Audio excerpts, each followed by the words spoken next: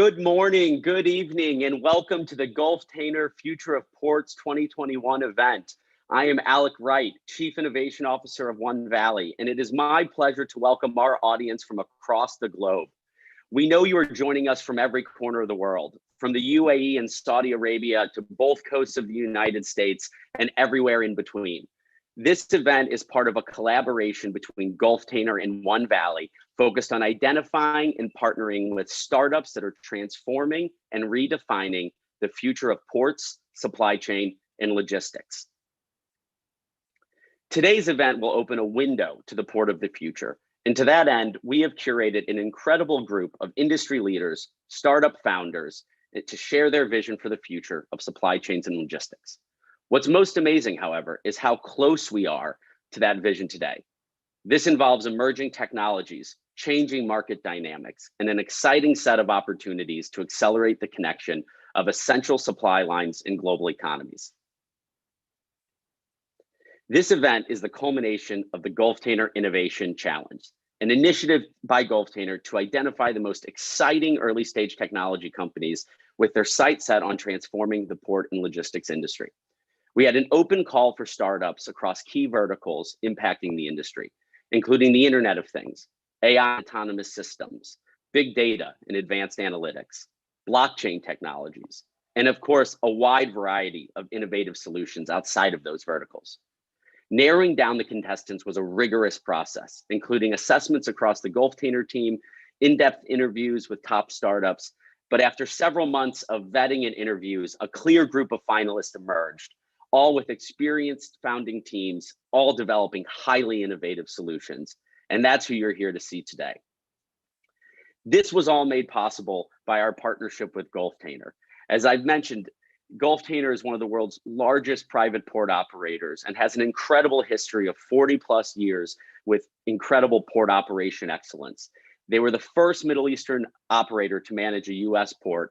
And so when we think about innovation in the industry, I can't imagine a better partner for early stage technology startups to work with as they try to define that future and make the port of tomorrow a reality.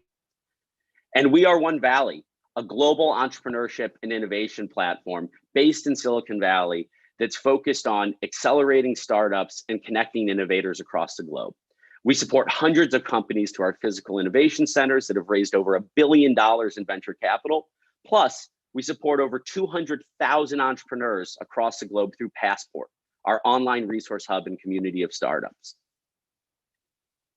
We have a lot ahead of us with a compelling mix of industry thought leaders, game-changing technology startups, and every perspective in between. We will hear from Gulftainer leadership, including Gulftainer Chairman Badr Jaffer and CEO Charles Menkhorst, who will share his perspective on the future of the industry. Then we have 10 startup founders presenting their solutions and their vision for transforming the port and logistics industry. Finally, we will host a cross-functional panel of thought leaders thinking about what we should expect next from a macro level, the technologies and trends transforming the future of supply chains. To get us started, however, it is my pleasure to introduce Nikhil Sinha, CEO of One Valley, to share some opening remarks. Thank you, Alec, and welcome everyone. As CEO of One Valley, I want to personally thank you all for joining us from every corner of the world for this truly global innovation event. At One Valley, our mission is to support entrepreneurs, accelerate startups, and empower innovators across the world. While we are based in Silicon Valley, we support a community of tens of thousands of entrepreneurs and startups in over 100 countries. We also partner with leading universities, Global 2000 enterprises, foundations, and governments to support and grow their own startup or innovation communities. Whether through our innovation centers, such as the one here in Silicon Valley, or through Passport, our online startup resource hub, One Valley is focused on providing early stage entrepreneurs everything they need to accelerate and grow their businesses, including mentorship, access to capital, technology tools and services, and of course, connections to world-class industry leaders like Gulftainer. We believe that innovation and technology entrepreneurship is emerging in every corner of the globe. So we couldn't think of a more exciting initiative than partnering with Gulftainer to identify the most innovative startups transforming the future of ports, supply chain, and logistics. It's a daunting challenge. These industries are seeing unbelievable opportunities for innovation across multiple technology areas, and the pace of innovation is accelerating. You can't discuss the future of supply chain without discussing AI and big data, the ever-growing Internet of Things, emerging blockchain technologies, autonomous systems, and many other technological innovations. Fortunately, there are innovators across the world working day and night to make this transformation a reality, both within startups and within established industry leaders. We hosted the Gulftainer Innovation Challenge for these entrepreneurial innovators, and the results speak for themselves. We saw thousands of applicants from 200 cities across the globe join the competition. After months of vetting and evaluation, we are left with 10 breakthrough startups with exciting visions for the future of supply chain and logistics. And given that the supply chain and logistics industry is the connector of the global economy, we are really talking about the future of commerce. We believe that initiatives like the Gulftainer Innovation Challenge are powerful catalysts to spur innovation and new thinking within the world's largest industries. Nearly everything can be accomplished when leaders like Gulftainer align with cutting-edge innovators and technologists, and One Valley is honored to be a partner in this process. Thank you again for joining us today, and I hope you enjoyed this glimpse into the future of port and logistics.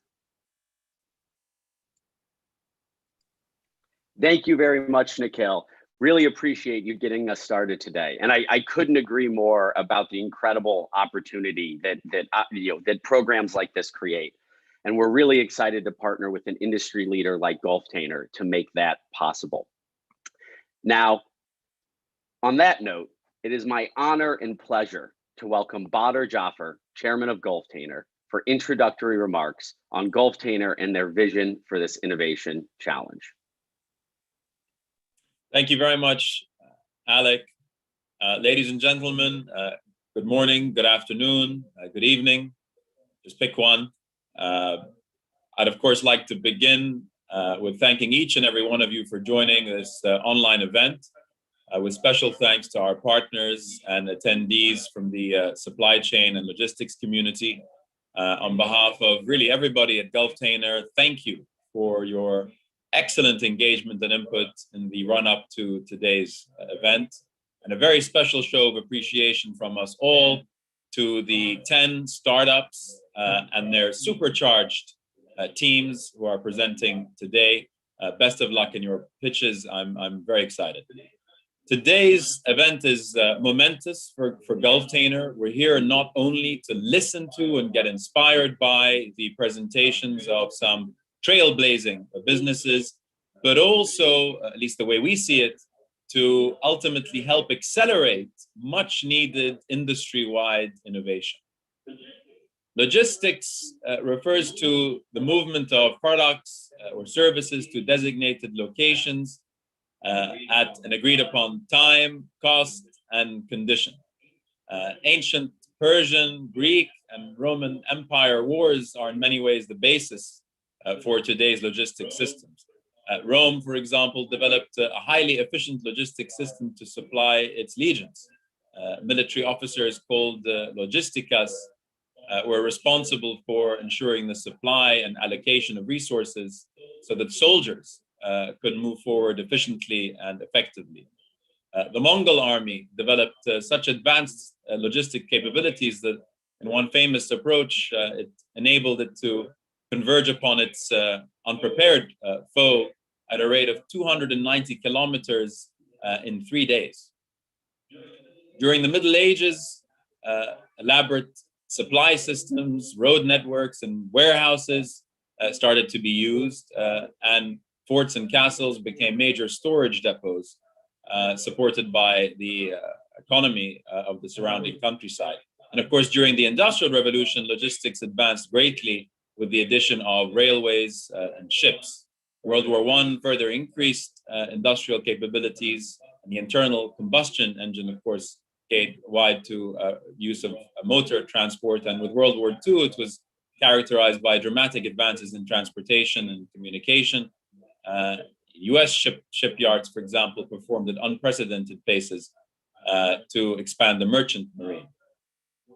And after World War II, logistics moved from a focus on warfare to business, thankfully for Gulftainer. It's been 45 years since Gulftainer was born, a couple of years before I was born. And today, the $5 trillion logistics industry and its related services is the #1 trade enabler, and really an indispensable cog in the global economy's engine, affecting billions of lives every day in so many ways. Food supplies, essential transportation to urgent vaccine deliveries. 9.5 billion tons of trade goods are shipped by ship worldwide each year, and over 42 billion tons of goods are transported by air. One company alone, if you can call it a company, Amazon, shipped well over 5 billion packages itself last year alone. Gulftainer itself has a few firsts that we're proud of, such as establishing the very first container terminal in the Middle East in the early 1970s, as well as the first ports management company from our region to operate in the US, where GTUSA currently operates terminals in Florida and Delaware, with a handling capacity of over 550,000 TEUs and growing. But whatever industry you're in or have cut your teeth on, the only certainty for the future is the uncertain. No matter how much we think we know about how things ought to be, we simply have to accept that the biggest innovations that are going to be driving industry change 2 or 3 decades from now have not yet been identified. And this is just as relevant to logistics. It's inevitable that technology will continue to support faster and more complex flow of goods, services, supplies, and information to wider and larger groups of end users. And with many other, and like with many other industries and functions, logistics will also continue to be transformed by emerging trends in cyber physical systems, the Internet of Things, and artificial intelligence, amongst other things that I barely understand. And another fact that we must come to terms with is that it's more likely than not that these innovations will start outside the core of the sector itself, from the sorts of agile, fresh, and ultra-innovative businesses that we've been engaging with intensively over the past year or so, and a number of which we will all hear from today. And this is precisely why we had the honor and real pleasure of teaming up with One Valley on this quest to unlock innovation in the sector, and of course challenge ourselves to remain relevant and ahead of the curve in delivering economic and social impact across our communities in ways that conserve and respect our natural ecosystems. And please, let's not forget the power of partnerships and convenings like the ones represented today to catalyze more powerful and purposeful engagement between businesses like Gulftainer and Crescent Enterprises and startups. In my own experience over the past 2 decades or so involved with the startup and small business community here in the Middle East, I've seen how effective these collaborations can be at empowering the small business community, which, as we know, collectively represents over 90% of businesses and 50% of employment worldwide. And in the emerging economies are the most promising and critical source of new opportunities for future generations. Anyway, I need to stop myself before I go off on one, if I haven't already done so. But I just wanted to make clear again that Gulftainer's Future of Ports Startup Challenge is not simply about Gulftainer. It's about working together with you all and helping each other to fulfill the broader purpose that defines what we do and doing it well, how we do it and doing it sustainably, and who we do it for, which is ultimately our future generations. So once again, I'd like to thank everybody who participated, including, of course, the great startups who are not at this session. And we greatly look forward to our future together. Thank you. Thank you very much, Badr, for joining us today and for such a wonderful introduction to the event. I could listen to you share the history of logistics for hours, but we're excited to discuss the future today. And the game-changing solutions we're about to hear, the big ideas about the future of the industry are really, what bring us here. And it's an exceptional partner like Gulftainer that makes all that possible. To set the stage for this conversation, it's my pleasure to be able to host a fireside chat focused on the ports of tomorrow. For our next discussion, I'm excited to welcome Susie Hahn, Chief of Staff of Aussie Media, a modern media company focused on what is new and next, and Charles Menkhorst, CEO of Gulftainer. Susie, the floor is yours. Thank you, Alec, for having me. I appreciate the introduction. And thank you to One Value and Gulftainer for having me as well. It goes without saying, congratulations on the success of your year-long startup challenge and overall partnership. Like what Alex said, I'm Susie. I'm Chief of Staff at Aussie, a global media platform focused on telling stories about the new, the next, and what's ahead in the future. To that end, I'm really excited to be speaking with Charles Menkhorst, CEO of Gulftainer today, who as a leader is defining what the future of modern shipping logistics will look like. As many will know, Gulftainer is one of the world's largest private port operators, operating worldwide across 5 countries, and is the first Middle Eastern port operator to manage US ports as well. Under the leadership of Charles and the leadership team, Gulftainer is committed to transforming the future of shipping, committed to transforming the future of the shipping and transportation industry, integrating emerging technologies and partnering with entrepreneurs to build the port of the future. Now, Charles, innovation is not a new world at Gulftainer. Could you tell us a bit about Gulftainer's history as a port innovator and how that influences your strategy? Yeah, Susie, definitely. Innovation is not new. It's actually in the DNA of Gulftainer. Gulftainer is often quoted as a true success story of a homegrown business from Sharjah, UAE, that's gone global. As Badr also mentioned, in 1976, when it began, it was the first container terminal of the Middle East. From the humble beginnings, we now operate ports across UAE, Saudi Arabia, Iraq, Lebanon, and the US. Gulftainer, as also mentioned, was the first operator from the Middle East to operate ports in the US to provide enhanced customer service offerings.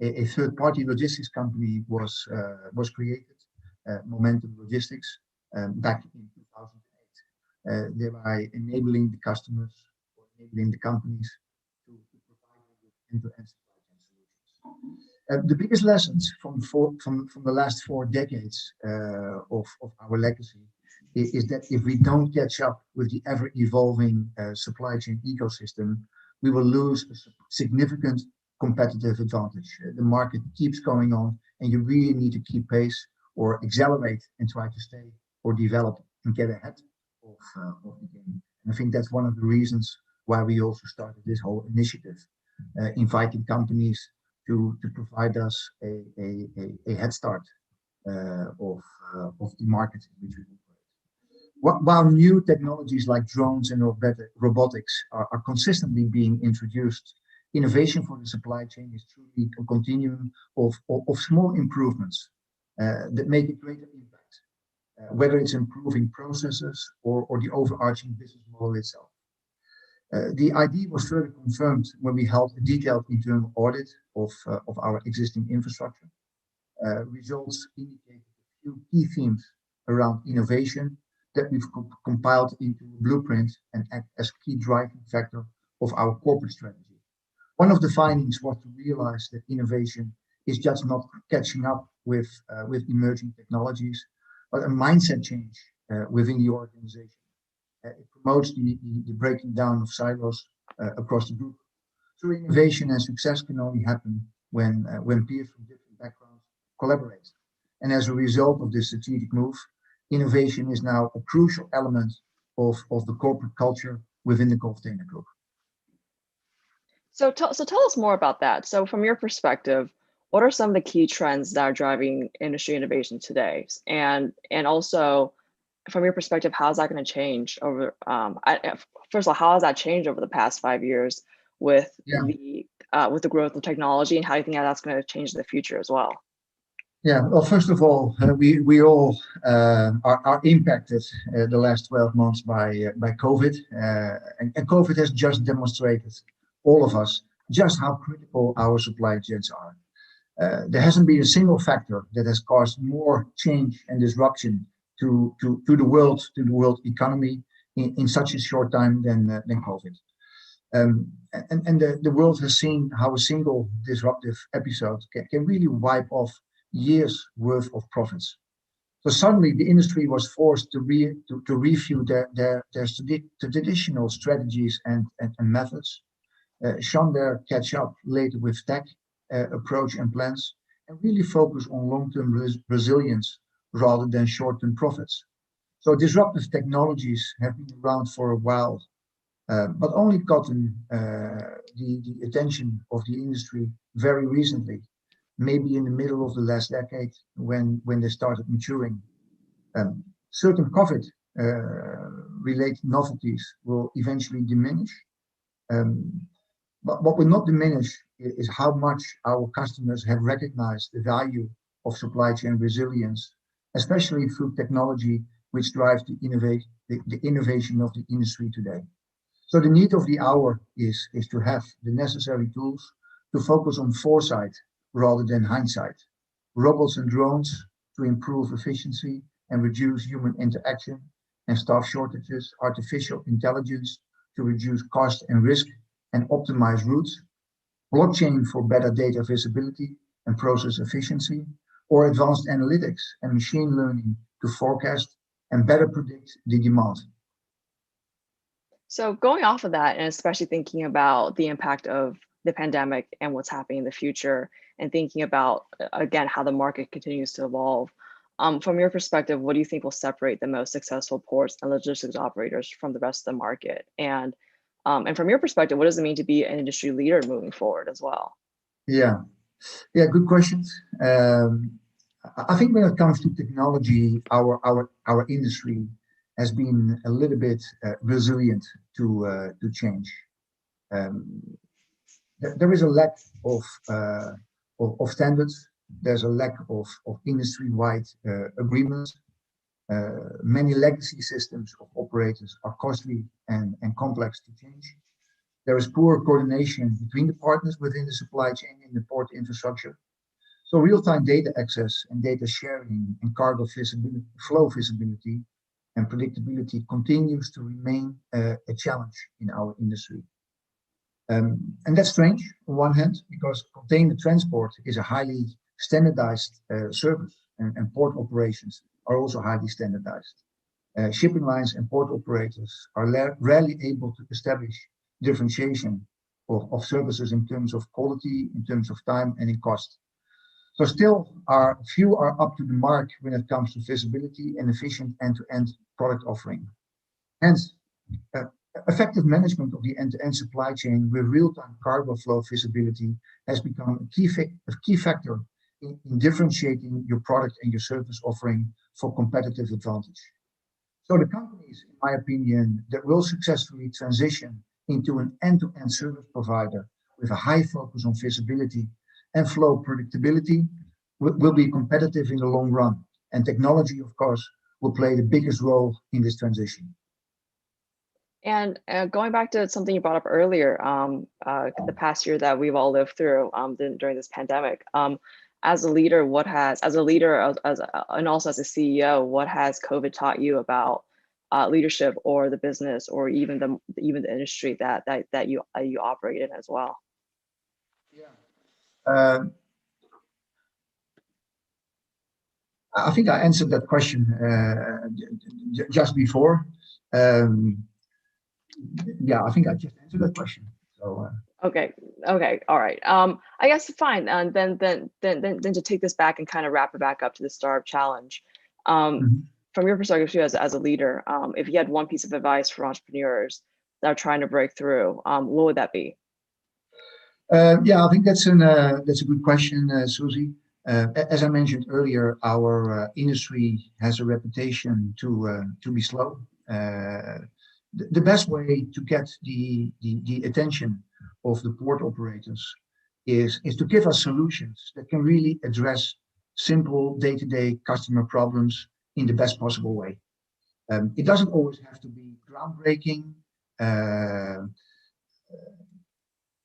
It doesn't have to be groundbreaking and revolve around very complex innovations.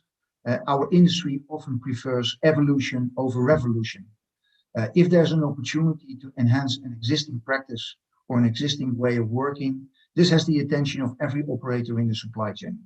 So in the end, many ports are owned by private equity companies nowadays who expect short-term to medium-term results.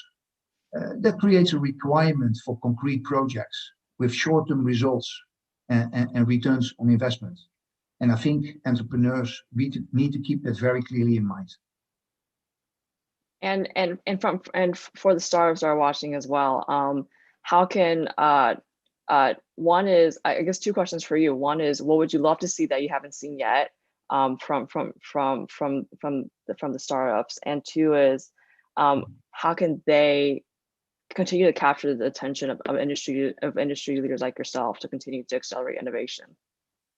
Yeah, what we like to see, I think we also realized, so breakthrough technologies, of course, are great. They can help us to make that quantum leap forward and become a front runner. So of course, that's very interesting. Are there new technologies that really help us to make that quantum leap? But as I mentioned, the ports industry is somewhat a conservative industry. So evolution instead of revolution is the name of the game in our industry. So if there are companies who can really help us to make 3 or 4 small steps forward, I think we would be very pleased with that. But of course, in the end, you always hope there is that one disruptive technology or capability that is presented to you. And finally, one last question for you. Why is the Future Port Startup Challenge so important to the company? Why is it so important to you that you're doing this with One Valley during this time? Yeah, that's a great question. First of all, if you look to our values, if you look to our culture, innovation is instilled in our culture. Within our company, we've set up an innovation board where we are reviewing on a very regular basis opportunities in the market, opportunities within our company, because we fundamentally believe that innovation is one of our competitive differentiators for the company. Great. Well, I think that's time for us. So Charles, thank you so much for your time this morning, and thank you everyone for listening in as well. Alec, One Valley team, I will throw this back to you. Thank you. Thank you so much, Susie. Thank you, Charles, for that wonderful conversation. It's amazing to hear kind of tying all of these different opportunities together, what that means for an industry leader like Gulftainer, looking today and then also looking into the future. And with that, we are ready for our main event. As we have explained, you are about to see the top 10 finalists from an incredibly rigorous evaluation and review process that, over the past couple months, I'm sure the startups will vouch for. We're laser focused on finding the industry leaders of tomorrow. And ultimately, it's our pleasure to introduce the startups. 10 incredible companies from across multiple technology verticals, from autonomous systems and blockchain to advanced analytics, everything in between. So let's meet our presenters. We have Darren Foster and Jonathan Brake from Artemis Robotics. We have Ali Raza from Throughput. We have Andrew Yang from Authenticity. We have Paul Sun from Iron Young. We have Pablo Fernandez Pena from eYard. We have James Hennessy from Creation Labs. We have Mitt Gorolofsky from Oeco.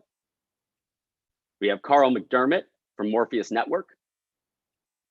We have Yuri Yosovich from DocTech. And Daniel Jacker from Zynar. And with that, we are ready to get started with our presentations for the Future of Ports 2021. Without any further ado, it's my honor and it's my pleasure to welcome Darren Foster and Jonathan Brake of Artemis Robotics to the virtual stage.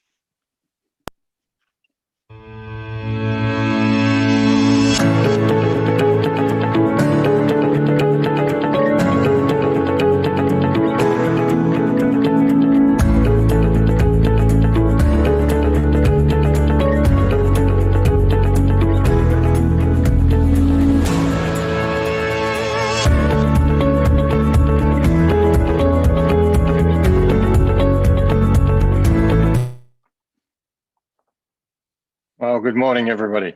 It's good morning from Australia. It's 1 a.m. here, and my name is Darren Foster. I'm the founder and CTO of Artemis, Artemis Intelligent Structural Intelligence. Before I get started this morning, I would, on behalf of all the participants, I'd just like to thank Tara, Alec, Serena, and the whole One Valley team, and of course Gulftainer, for running such a great challenge over one of the most trying times in modern history. Here at Artemis, we ask, what does a fully automated container facility look like? Is it simply the automation of the loading and offloading of freight? Artemis believes it's something much more. We understand that while the loading and movement of freight is important, it's an important part of the automated port, understanding and maintaining the structure as a whole is where some real value is born.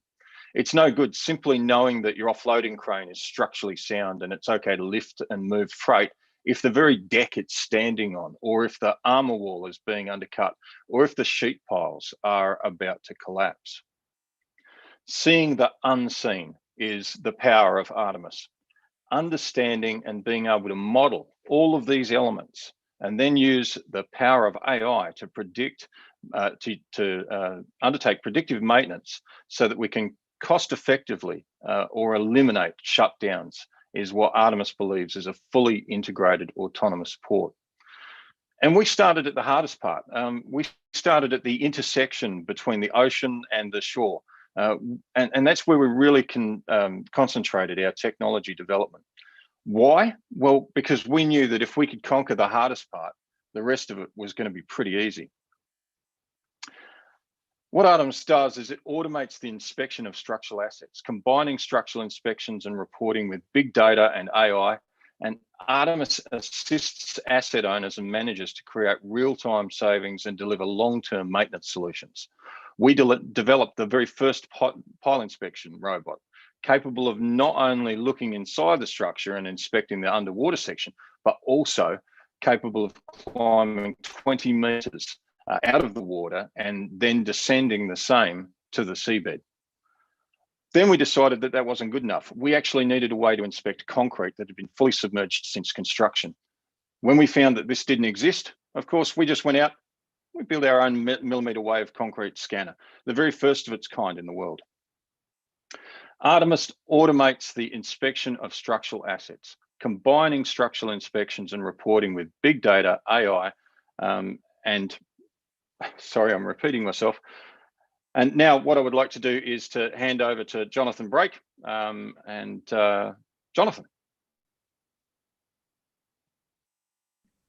Thank you, Darren. Jonathan Brake, founding CEO of Artemis. Very excited to be here and reiterate Darren's appreciation. So I'm just going to wrap this up by just talking about, well, how does this help asset owners and how does this take us forward? And so asset owners need solutions that are predictive, they're comprehensive, delivering additional value through potential cost avoidance and early identification of structural issues. Artemis solutions also return the asset to its quantified age. An asset may lose up to 15 years of its useful life through writing down costs. And this could cost ports millions of dollars, asset owners millions of dollars.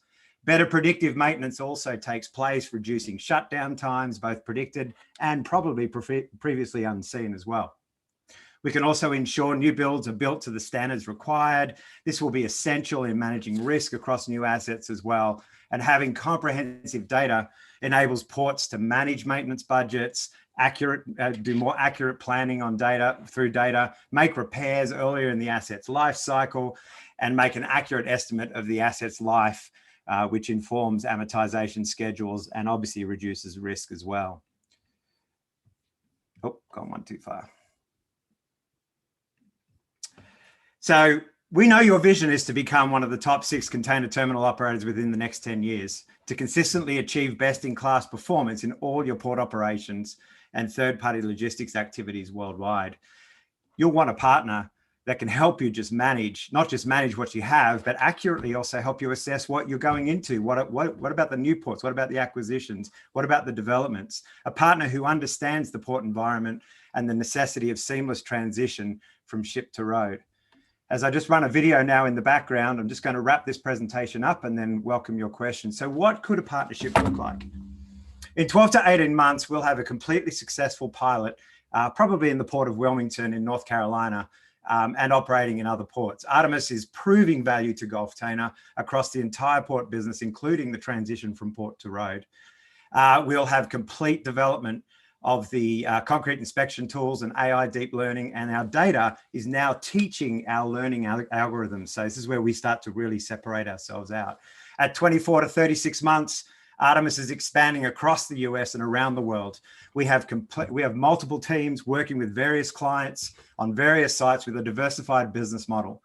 Artemis by now has firmly cemented itself across the entire port asset and has become a key player in the innovative DNA of Gulftainer. And into the future, we're working on things like terrestrial integrity inspections and repairs, as well as non-ferrous materials, which will extend into bridges, retaining walls, break walls, and larger and small machinery, to name a few. The possibilities are endless. We're working towards autonomous repairs that will inspect, clean and repair and paint. And for example, with concrete, we'll inject resin into crack and create repairs as well. Our skill set allows for this growth and the growth of our technology across the entire ports facility from ship to shore and beyond. A partnership between Gulftainer and Artemis would give immediate access to patented technologies that will continue Gulftainer's journey towards a fully integrated and autonomous port environment, a well-placed top 6 contender in the global container port space. Thank you very much. Thank you very much, Jonathan and Darren. Really exciting to hear about Artemis and the vision. I'd love to turn it over to the Gulftainer team for some questions. Maybe Dan Wright, Director of Operations, would you like to kick us off? Hi, thanks. Hi, Darren and Jonathan. Hope you can hear me. G'day, Dan. Yes, we can. Very good. Can you explain how your solution can be deployed in ports for inspection of terminal assets? So we're talking about mobile plant, RTGs, key cranes, because obviously it's specific to very specific to concrete as per the original stuff. So, and obviously how that assists with our proactive decision making with regards to preventative maintenance of those assets. Thank you, Dan. I think I'll field that question. That's definitely a technical question, and it's not Jonathan's field of expertise. So we've developed a number of sensors across a range of different materials that it can look into. Unfortunately, the video didn't play in the background there, which would have explained that. The sensors that we've got can actually look into all ferrous metals and non-ferrous materials. So we have the ability to look into concrete. We have the ability to look into steel, aluminium, fiberglass. So when it comes to things like the inspection of say, large liquid containers, we can look into those. And we can also develop the ability to climb up and over your ship-to-shore transfer cranes. I think Jonathan's just trying to play the video in the background while we go, because it didn't play, unfortunately, while we were he was giving the presentation. Thank you. Sorry, did that answer your question, Dan? Thank you very much. Yes. Thank you. Thank you, Darren. Well, wonderful. I think we have time for a quick second question. I'd love to throw it over to David Casey, the Chief Commercial Officer at Gulftainer.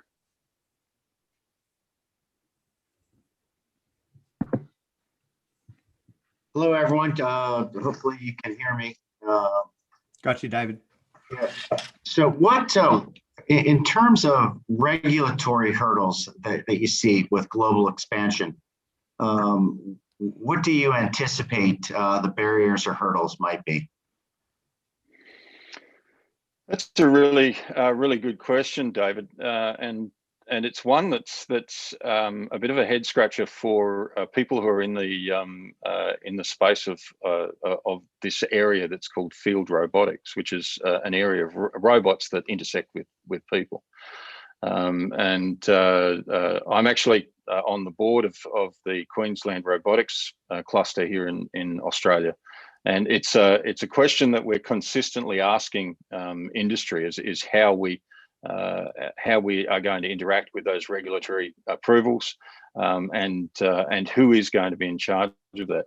So one of the things that our robots do when we are doing our inspections is that we have to be able to comply with the NACE non-destructive inspection regimes, and that our reporting back is higher than what is actually expected under those inspection regimes. So currently, an inspector who goes to your port to inspect the structural integrity of any given part of your asset is probably actually taking readings on less than 2% of any given structure, and it's really reliant upon the visual inspection, being able to see and utilize their expertise to be able to pinpoint an area where they think there might be an area of structural fatigue. What our systems do is they remove that qualitative part of the inspection and have really refined the quantitative part of it. So when it comes to being able to expand internationally, we don't see a huge amount of hurdles because we know that all of our sensors and all of our reporting and everything that we do currently complies with the ISOs. Great, thank you. Thank you very much, Darren and Jonathan, for that wonderful presentation, and thank you for the Gulftainer team for those questions. Thank you. With that, it's my pleasure to welcome our second presenting company to the virtual stage. I would like to welcome Ali Raza, CEO of Throughput.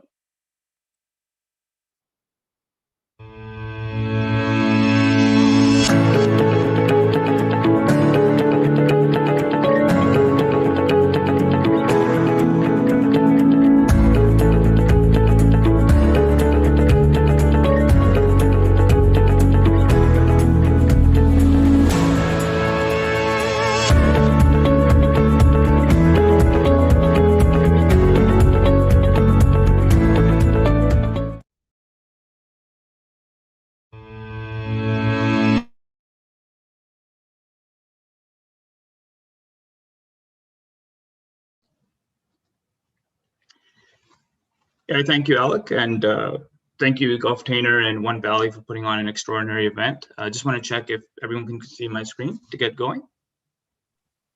Look. Thanks, Alec.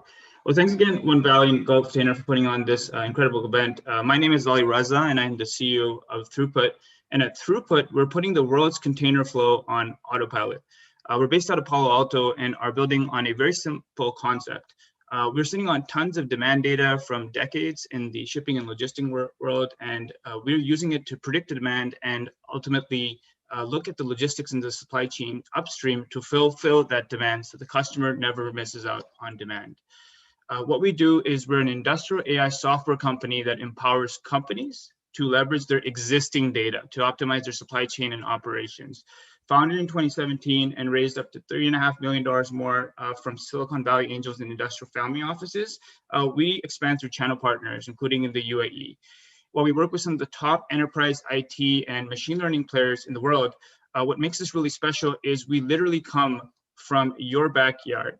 I actually started my career in Jebel Ali operations, working in oil field and taking care of day-to-day activities with ships, right? I lived off the coast of Dubai for 11 months on MSVs and tugboats.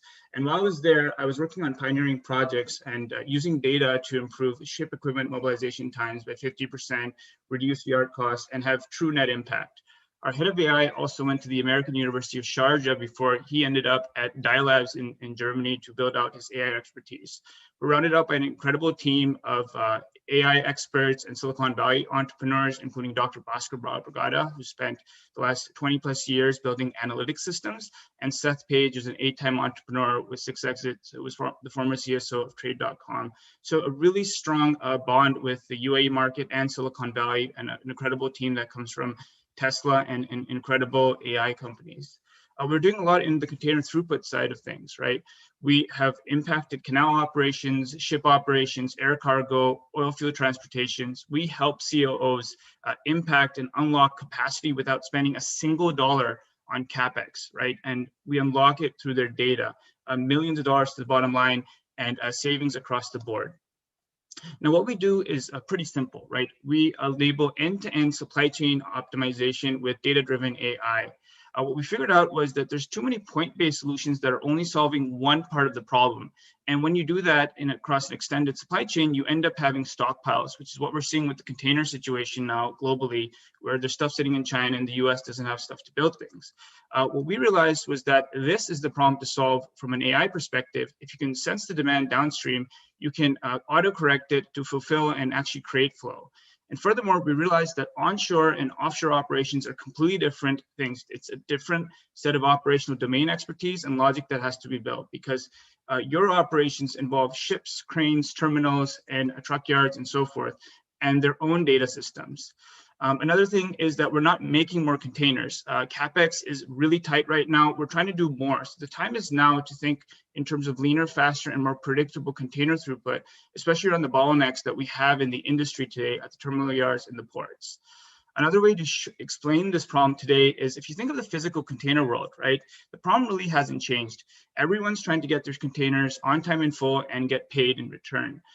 If you look at the lay of the land, this is pretty much it, right? On the floor level, we're trying to optimize for cranes and forklifts, go to the terminal and facilities. It's all about the inputs and outputs.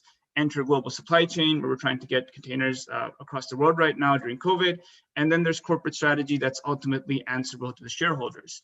Now, what's happened in the past is that digital providers and enterprise providers have come forward and said, you need more visibility, right? Invest in our system for several decades. And what's happened is we've actually invested in all sort of these systems, right, that have essentially created these islands, these data silos that are not only generating different metrics, but even worse, they're creating different behaviors. When a company has 1,000 metrics it's optimizing for, it's really not focusing on the material flow side of things. So we took a step back and said, well, what does the container throughput world need to look like? And we realized that, look, we have enough demand data, right, sitting in our systems. We can use that to predict the demand and actually tie it back to the real capacity with data that's already sitting in your port management information systems and your TOS systems, right? And this is actually a better approach for end-to-end supply chain optimization, because in the short term, you know what your best product mix needs to be, what you need to be selling and where, and this is what frees up working capital. Long-term, in terms of CapEx, you know where the bottlenecks are in terms of smart dollars being invested for profitability and growth. What's really unique about us is we've also changed the implementation strategy. Instead of waiting 3 years for impact, we've turned around results as fast as 48 hours in canal operations. Within 3 months, we've shown customers how for every dollar they're spending with throughput.ai, they're actually saving 3 in logistics costs. So what I want to emphasize is that it's really easy to win with us. We take your existing data, We get you the win, we get the ROI that the CEO is looking for, and then we're ready to scale. When you're ready to go further with your vision, we have a solution for that. So if you're interested in a demo, or if you're interested in investing, or in any of the other partnership opportunities with Throughput, please do reach out to us. I'd like to thank you for your time, and I'd be open to any questions that you might have. Thank you very much, Ali. Really appreciate you taking some time to share the Throughput story. I'd like to turn it over to the Gulftainer team for questions. First, how about Tushar Singhvi, board member of Gulftainer and deputy CEO of Crescent Enterprises?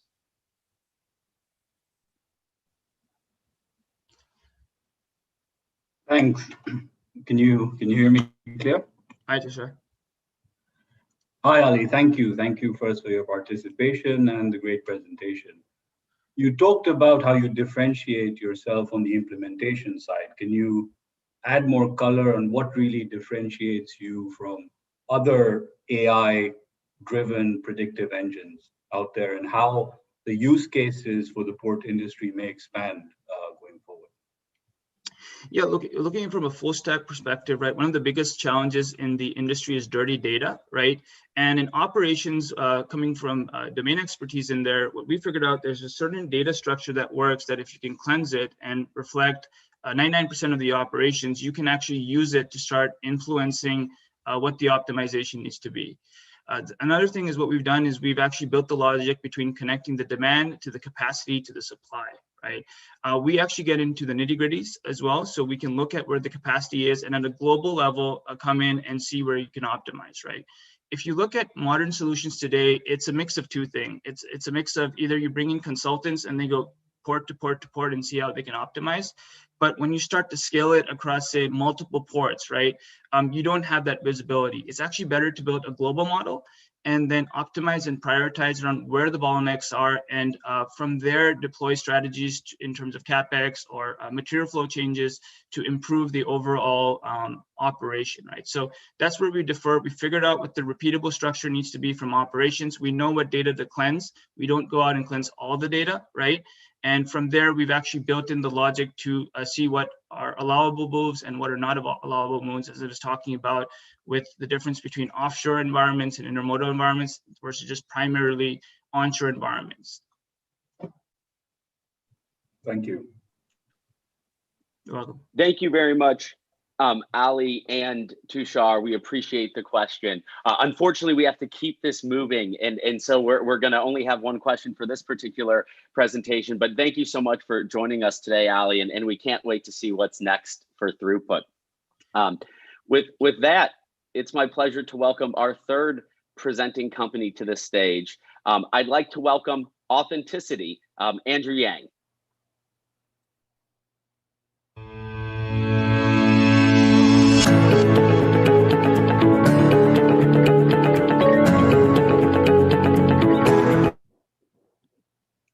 Thank you, Alec. And judges from the Gulftainer team, it's great to speak with you again. As Alec introduced, my name is Andrew Yang. I'm the co-founder and the CEO of Authenticity. So first, let me reintroduce who we are and what we do. Our company, Authenticity, is a spin-out from Stanford Research Institute. They're a research entity based in the United States. They primarily serve the Department of Defense in areas like robotics and AI, and they're most well known for their product Siri, which was bought by Apple. Our mission is really to enable customers with complex logistics processes like Gulftainer to accelerate digitalization and reinvention of key supply chain processes, and do so without any rip or replace needed. Our product is really an overlay that connects with the multiple existing but disparate systems of record already in place while keeping business processes the same as much as possible. What makes us special, we believe, is the secure, privacy-preserving technology we're built on, which enables our customers to transact and collaborate with their suppliers or their customers in real time, but do so without losing control of their sensitive data, which enables greater visibility as well as deeper and more automated collaboration. So in our last discussion with Gulftainer, we identified 3 key areas that we believe we can add value. Increasing customer experience with a portal for your customers to view self-serve analytics, alerts, and view an audit trail of Gulftainer meeting or exceeding SLA KPIs.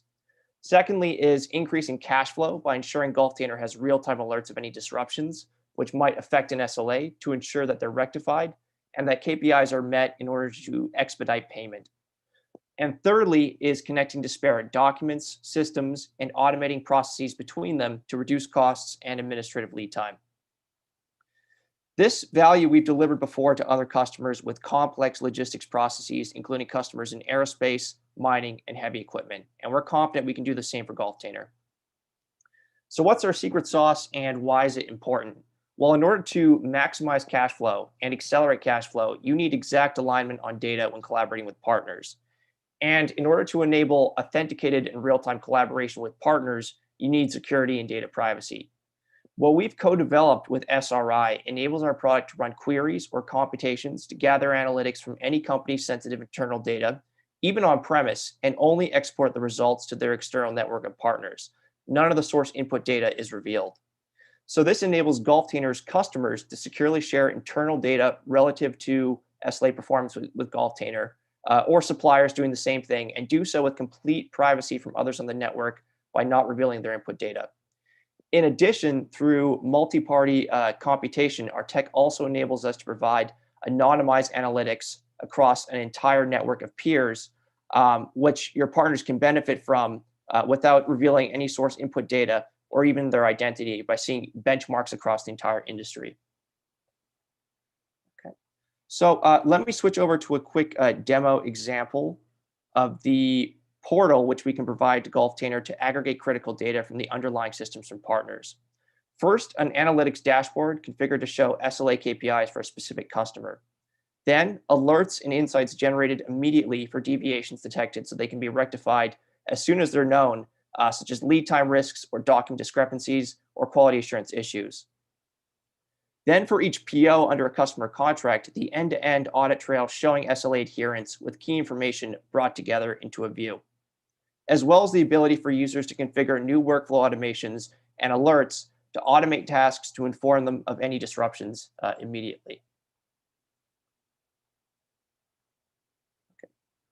So in our last discussion, we proposed a pilot to demonstrate how we can provide a portal for Gulftainer customers and suppliers to provide real-time SLA tracking, and today we want to add just a little bit more color. So for a pilot, we would deploy to our organization and connect with their sources of data. And in parallel, we would provide our customer visibility portal, giving an initial cohort access to real-time order status and SLA adherence with KPIs. We'd be connecting with a few types of your suppliers to start, such as 3PLs, and to be able to capture event triggers so that we can give your customers visibility with regards to their order status and SLAs. For suppliers, onboarding is quick. They can either just upload flat files and map to a standard model that we provide, and that doesn't require any integrations, or they can leverage our robotic process automation and suite of connectors, and they're good to go. In essence, our solution acts like a control tower, giving Gulftainer complete visibility and alerts needed to identify disruptions within Gulftainer and Gulftainer suppliers, which could affect your customers' obligations. Your customers can then see through a permission portal the audit trail and the analytics proving Gulftainer is meeting or exceeding SLA KPIs. So on our final slide, our vision for Gulftainer is to provide analytics, which are only possible through the privacy-preserving technology which is built into our application. In exchange for connecting to our portal, Gulftainer vendors and other suppliers not only receive financial benefits, like expedited cash flow, as long as there's proof they met their SLA obligations, but also anonymized benchmarks from the sum of peers connected, which each entity can use to improve their operations. Examples can include the average capacity across all port operators connected, or 3PLs connected, the average lead time for certain processes shared by multiple vendors, and other benchmarks averaged across all peers which enable process improvement or better planning. For specific use cases that we believe are a natural next step, after SLA monitoring, as our application is really a foundation to build upon, we can extend the portal to synchronize the ingestion, parsing, and validation of customs clearance documents. We could also leverage our blockchain capabilities and RPA to expedite credential authentication, for example, with truck drivers to expedite lead times even further. And for smart port automation, we can connect with IoT applications to make process automation authenticated based on censored data inputs as triggers for that.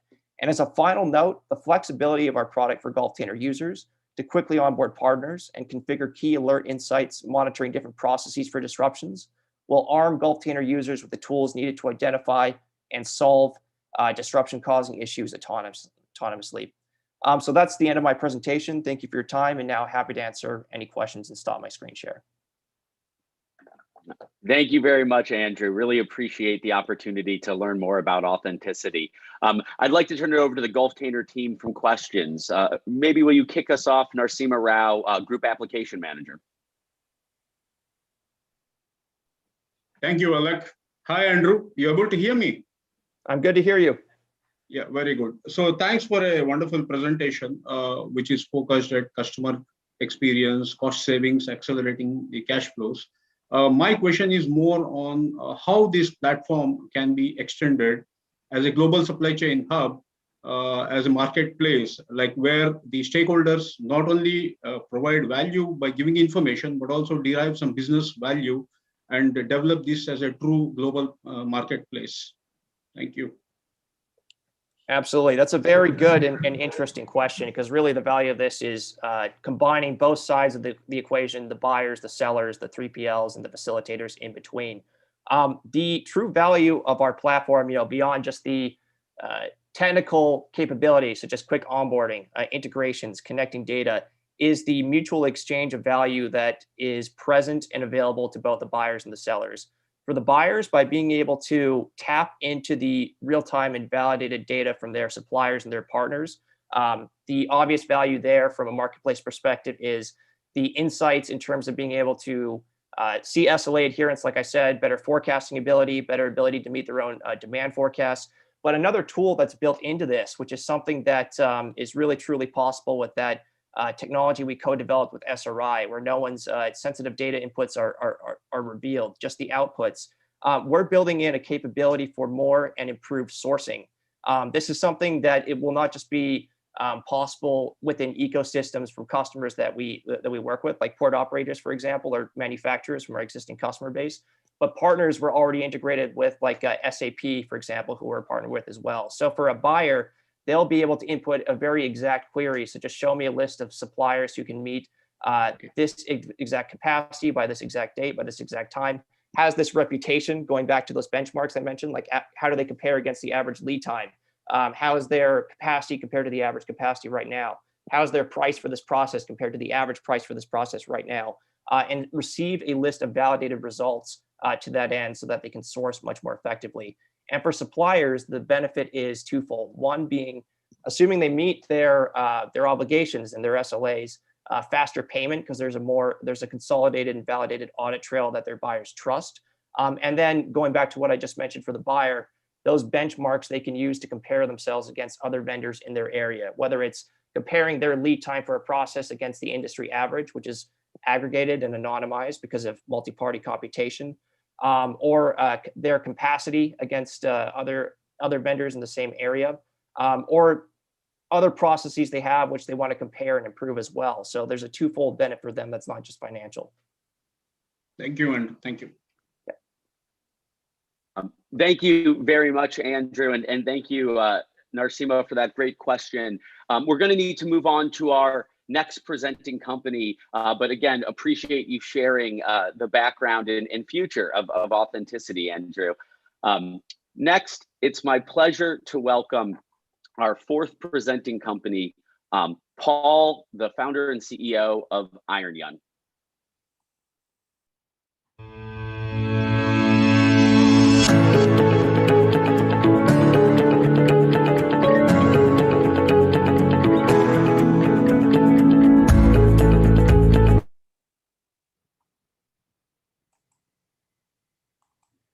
Hello, everyone.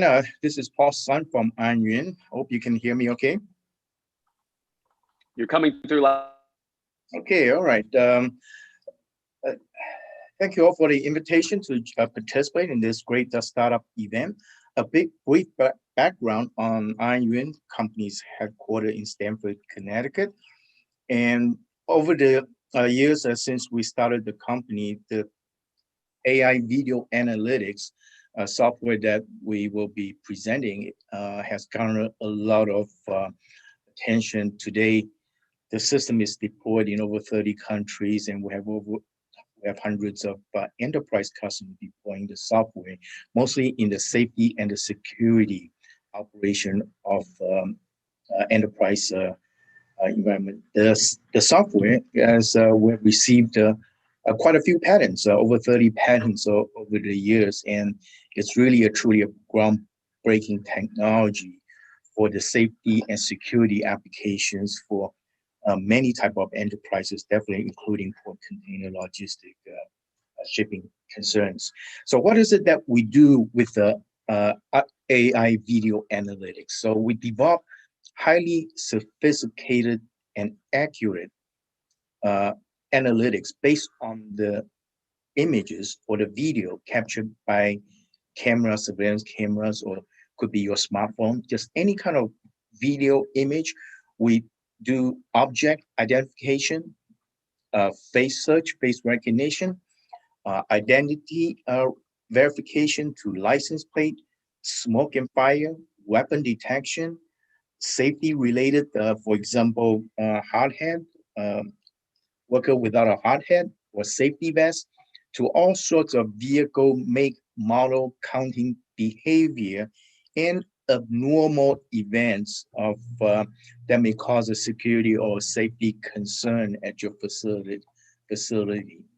So some of the other examples that we do, and we would like to say that if you can see it, our software called Video can understand it, or put another way is, if a human can interpret what is being presented in a video image or scene, we can develop the AI video analytics to mimic what a human will interpret that particular event. So some example will be, we develop analytics to detect avalanche in an earthquake zone in California. This is actually developed for one of our Japanese customers to detect on an 18-wheeler of a blind spot when a person or a vehicle intruded into the safety zone. This is actually for a customer to detect crawls of birds that's causing damages to the facility. And here is one of the largest stores using behavior analytics to detect when a person abnormally moved too many boxes, vehicles into a shopping cart. This is an example that we work with the United States military to detect a person with a weapon and tracking them at a distance of over 250 meters away. Here is another example of we deployed for the COVID application to detect any person walking into a facility that exhibit high body temperature, because that's a potential COVID infection. And this is deployed at the world's largest car manufacturer in the world. So many type of applications that our system can provide, and we look forward to working with Gulftainer for the application in the Port Authority. We're currently also working with another US-based logistic container type application, and that is doing safety for forklift accidents. As you know, there are many accidents that's caused by the forklift. Either a person is too close to it, or an overloading, or a blind spot of a person. So all of this can be done with using advanced AI video analytics. So with that, I'm ready to answer any questions that the judges may have. Thank you. Paul, thank you very much, and for showing us the breadth of use cases that IronU can perform under. I'd like to turn it over to the Gulftainer team for any initial questions. Yeah, Stephen Barron, the terminal manager of UAE Gulftainer, would you start us off? Thank you, Alec. Good morning, Paul. I'd just like to ask, from the identification of hazard or scenario by a client, how long does it typically take to deploy a solution for that? Yes, so we typically deliver a server with our software. The whole process connecting the camera to the server, enabling the software and analytics typically is deployed completed in several hours. Assuming that's about, let's say you have 100 surveillance cameras, and that's a typical time, couple of hours, and it will be deployed. It's a purely a software application, no customization, none of that. Okay. That's great. Thank you, Paul. Thank you, Stephen. We have time for another question. Tushar Singhvi, board member of Gulftainer and deputy CEO at Crescent. Do you mind adding a question? Yeah, sure. Thank you, Paul. Hello, can you hear me? Yes, I can hear you, Tasha. Yes. Yeah, I'd be keen to understand how you see your technology evolving and what's your roadmap for the next 5 years. Yes, so we right now we've been deploying mostly in the field of security and safety. So now we're trying to move into, last year we have a product that solved the issue of COVID, body temperature, no face mask detection. And as we go forward, we'll definitely welcome the opportunity to work with Gulftainer to extend the video analytics into the vertical for port container, logistic, either safety or security type applications. And in the world of security and safety, there is no enterprise companies that doesn't require safety or security. If you have an asset that's worth protecting, then you should have a need for AI video analytics for security and safety. Great, thank you. Paul, thank you so much for spending some time with us here today. And thank you, Tushar and Stephen, for those great questions. We're ready to move on to our next presenting company. It is my absolute pleasure to welcome Pablo Fernandez Pena, co-founder and CEO of eYard, to the virtual stage.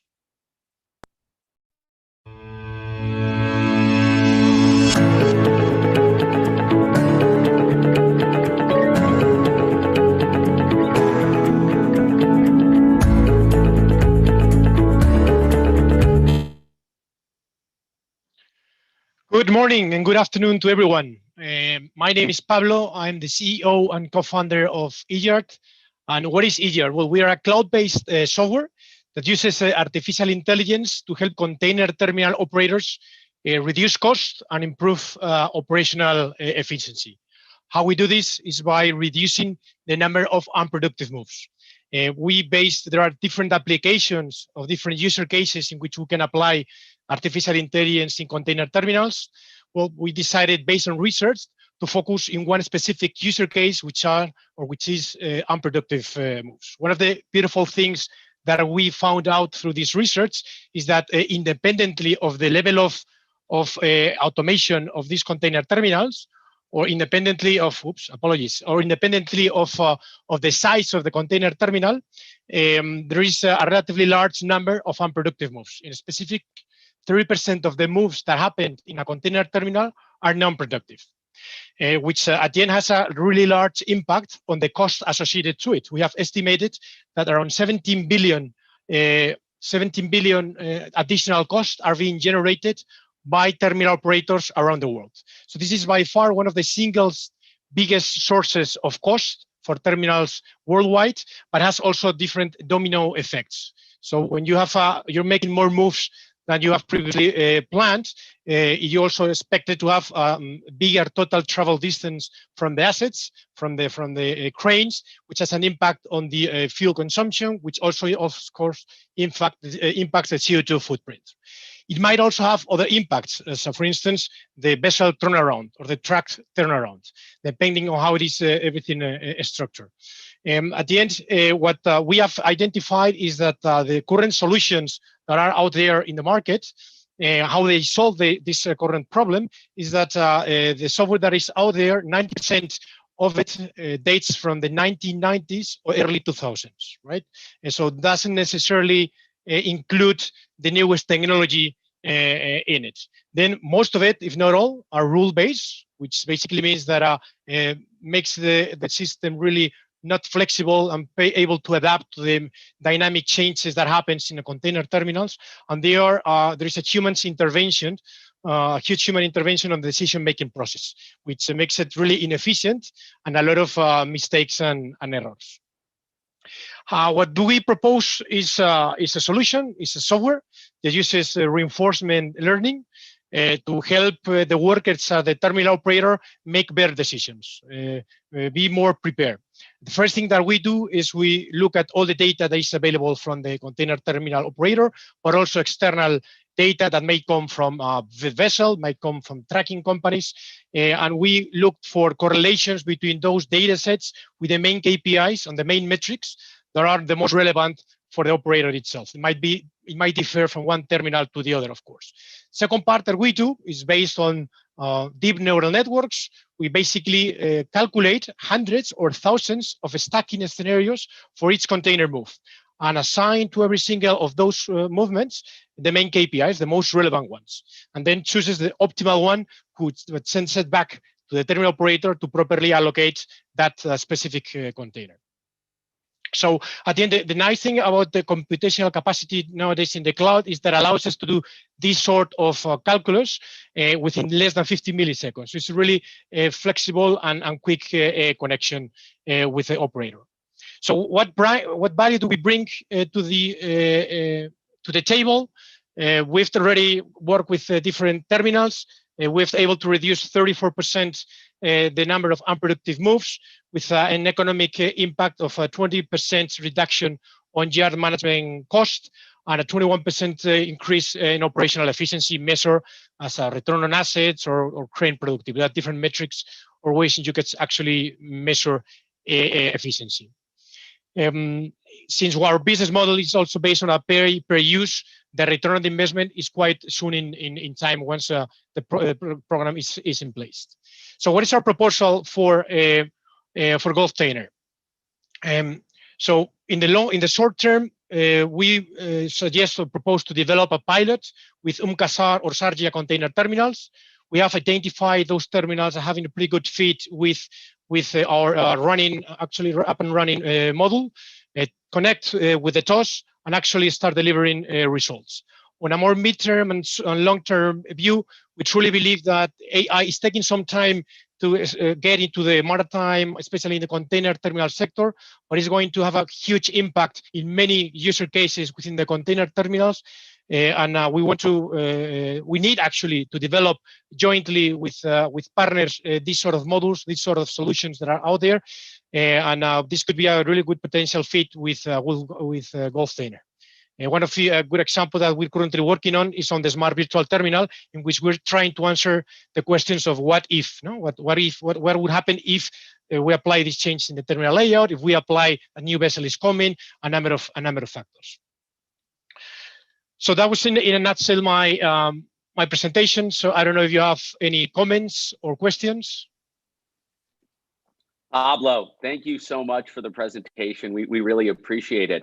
We would like to turn it over to the Gulftainer team. Charles Menkhorst, Gulftainer CEO, why don't you start us off?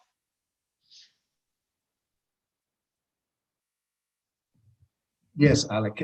Pablo, thank you very much for the great presentation. This is a great product, a great set of functionalities, but of course the competition is also coming from the traditional terminal operating system, the so-called TOS providers, in terms of them adding similar optimization to their products. How do you see this, and how do you stay ahead of that game? Yep. So first thing that we see TOS providers as good partners, right? Because many times they don't have internally develop the AI expertise. They don't have the people to develop internally, and it is really costly for them to hire the necessary people. It is very costly also in terms of length of time.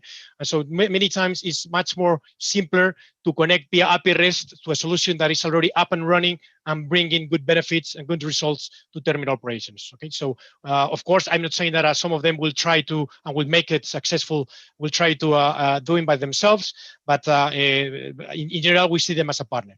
Now, the second question is how we try to be ahead of the game. The beautiful thing about being such a small company and starting and having started not long ago is that we have implemented a really agile and a lean methodology, right? So we are, I think what makes us different from the rest is first that we make a lot of mistakes, but we learn very quickly from them. Right. So before we start getting into really long developments on products, we really are constantly testing with clients what is working, what is not, before moving ahead on the whole of the development process. And that's making us being really agile. And this is not something that you see everywhere in the sector. All right. Thank you very much. Sure. Thank you very much, Pablo, for the presentation. Thank you, Charles, for the question. But we have to move on to our next presenting company. With that, it is my pleasure to welcome James Hennessy of Creation Labs to the virtual stage.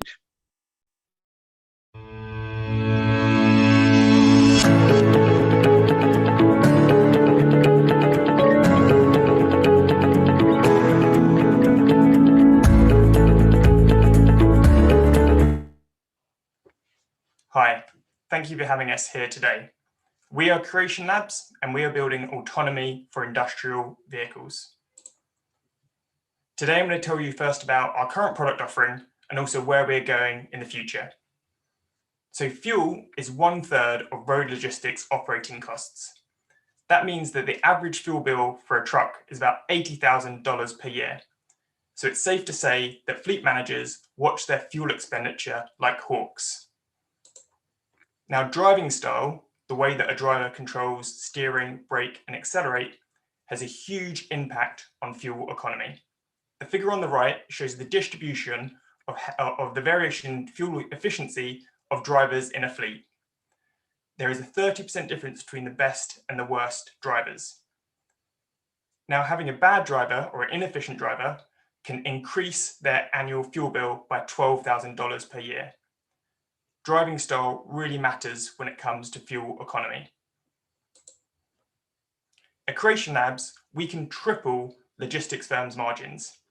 Now, logistics is a very tough business with about 2% profit margins. So if we could save 10% of fuel across an entire fleet, we could then 3x the profit. That is pretty meaningful for any business. So our technology is Copilot. It is a dash-mounted camera device with a forward-facing camera looking at the road ahead and a camera looking at the driver, making sure they're always paying attention. It easily integrates into the vehicle's communication system as it's a retrofit solution. And the AI software runs in real time, processing the video data as well as the internal communication system of the car. It does this and it controls the braking, steering, accelerate in the car. Now, this is an assistive system. It's like Tesla Autopilot, but for trucks, and it must be supervised by the driver at all times. However, the benefit is that it is specifically optimized for saving fuel and reducing carbon emissions. So here is our prototype in a manned TGE driving on motorways here in the UK. And in our experiments, we're showing that we can find 10.8% fuel efficiency compared to the average driver. That's a pretty meaningful amount of fuel saving. So the next question that people always ask is how does Copilot save fuel? And the answer is it's because it's always staying aware. It has faster reaction times than humans. It can anticipate how traffic behavior is going to change in the future. It results in smoother driving performance, being gentler on the brake and only braking when needed, because that's really key to fuel efficiency, and accelerating gently and smoothly, again, key to fuel efficiency. And it can leverage the vehicle momentum when navigating different slopes and gradients. So now I'm going to show you just one typical example of where we can find fuel savings. And I'm going to first compare it to the next best thing to Copilot, which is adaptive cruise control that you find in most modern trucks. So in this clip, the first one is ACC. And what's going to happen is on the right-hand side, you're going to have a car coming by that clearly with the intent to merge. Now, the radar-based ACC doesn't have any intelligence behind it. So it isn't until the car gets right in front of the vehicle does it put on the brakes, lose a lot of speed, and then need to re-accelerate. Now, when you've got a 30-ton payload, this is incredibly inefficient. Braking so much and having to re-accelerate is one of the key places where people can save fuel. So with Copilot, we have a lot more intelligence and we use computer vision and AI to do a lot better. So in this clip, the car again is going to come on the right-hand side, but what Copilot does is that it understands the intent of the car to merge through the signal. And then instead of braking when it cuts in, it coasts early, meaning it loses much less speed. And then when it's a safe distance ahead, it can re-accelerate. Now, this is just one of many types of maneuvers where we find fuel savings. But in this specific example, this was 54% more fuel efficient than the previous video. And this is how we get that 10% over much longer distances. So Copilot costs $2,000 for the device and then $700 per year for the license fee. Now, the annual lifetime fuel bill for a truck is $720,000. That means customers can save $80,000 over the lifetime of a vehicle. Now, given the initial cost of Copilot, this means the customer is getting a 10x return in fuel savings from their initial investment. So for Momentum, we estimate we could save you $1 million annually. So this is based on the average annual fuel bill of $80,000, the fact that you've got 122 tractor units, and given our 10% saving, that's approximately $1 million. That's a meaningful amount of money for most companies. So that is where we are today, but we've got a very ambitious plan for the future as well. And we'd love to do some co-development with Gulftainer. Specifically, what we'd like to do is to co-develop autonomous port trucks and use our AI technology and vehicle control systems to move shunt trucks from one location to another within your ports. Now, our solution for autonomy in a port setting is very flexible. If a vehicle can drive it, then we would be able to automate it with our computer vision and retrofit solution. This is much more flexible than other automation solutions in ports, which rely on laying tracks, either physical or digital. Studies from McKinsey have shown that this type of automation could reduce operation expenses in a port by 35%. We are a team of AI and computer vision experts. My co-founder Jakob has written a best-selling textbook on machine learning, and I've got a PhD from University College London. We're fortunately backed by Y Combinator, the leading early stage investor in Silicon Valley. They're the first people to back the likes of Dropbox, Airbnb, and Stripe. We've also got a solid team behind us who've got deep experience in AI, automotive, and semiconductors. Now, we're actually a very young company, I think one of the youngest presenting here today, perhaps, and we were only founded in May 2020, and we've already achieved so much, going through Y Combinator, the European Data Incubator, and we're currently closing our seed financing round. And we've got very exciting quarters and years ahead that we're very excited about. So I'd like to invite you to join our mission to make commercial vehicles autonomous, greener, and more safe. Thank you. James, thank you very much for the presentation and really exciting to learn about Creation Labs. I'd like to turn it over to the Gulftainer and Crescent team. Siddharth Halvaldar, an investor at Crescent Enterprise. Why don't you start us off?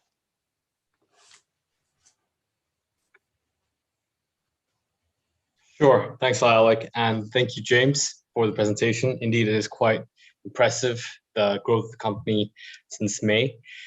Just have one question, and that is, it'd be helpful to understand how the company and solution differentiate itself across other existing solutions, specifically when it comes to the fuel saving or the cost saving part of it in relation to the emergence of electric vehicles and electric trucking, which are also becoming autonomous. So okay, yeah, great question. So I think I'm very excited by the electric and hydrogen powered trucks, but they are going to be many years away from coming out to being production. And I think you've seen from the banning of diesel ban of various vehicles, they're really omitting it for heavy goods vehicles because there's no clear solution. the range for electric vehicles is not there. And then the hydrogen, there is not the infrastructure around yet. And I think that what we are positioning ourselves in is helping in the very immediate term to reduce the diesel expenditure. And we're also very excited to see how we can also extend the range of electric vehicles as well. And so I think that we haven't done this experiment, but we're fairly confident that we're also going to be able to make the range of an electric vehicle longer by about 10%. And I also think what's going to be really interesting with how the regulation and the rollout of governments also comes into effect with these types of technologies. And I can imagine that what could happen in an interim period, between now and say 2040, is that carbon pricing will come in, and so there's even more incentive to get less diesel expenditure. It could be more help for us. And then obviously long-term vision is all around full automation and full autonomy. So we're starting today with fuel efficiency, which is our sort of unique edge, and getting a product deployed on the roads very soon. And then we're going to build those higher levels of automation before we can have, say, fully autonomous electric or hydrogen trucks on the road as well. Okay, that's great. Thank you, James. James, thank you for the wonderful presentation, and Siddharth for the great question.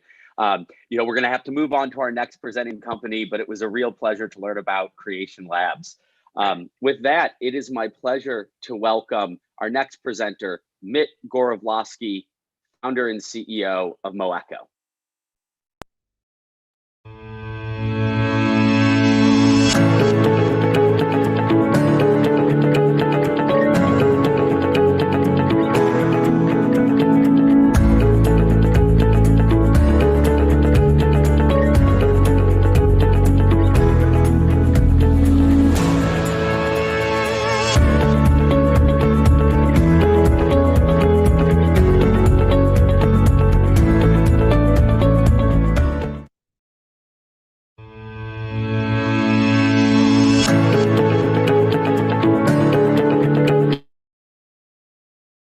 Hi, my name is Mit, and I'm CEO and founder of Moeco, and we'll be happy to go through the journey of Moeco and explain how we can help ports and logistics organization to save on their supply chain and the industrial assets operations.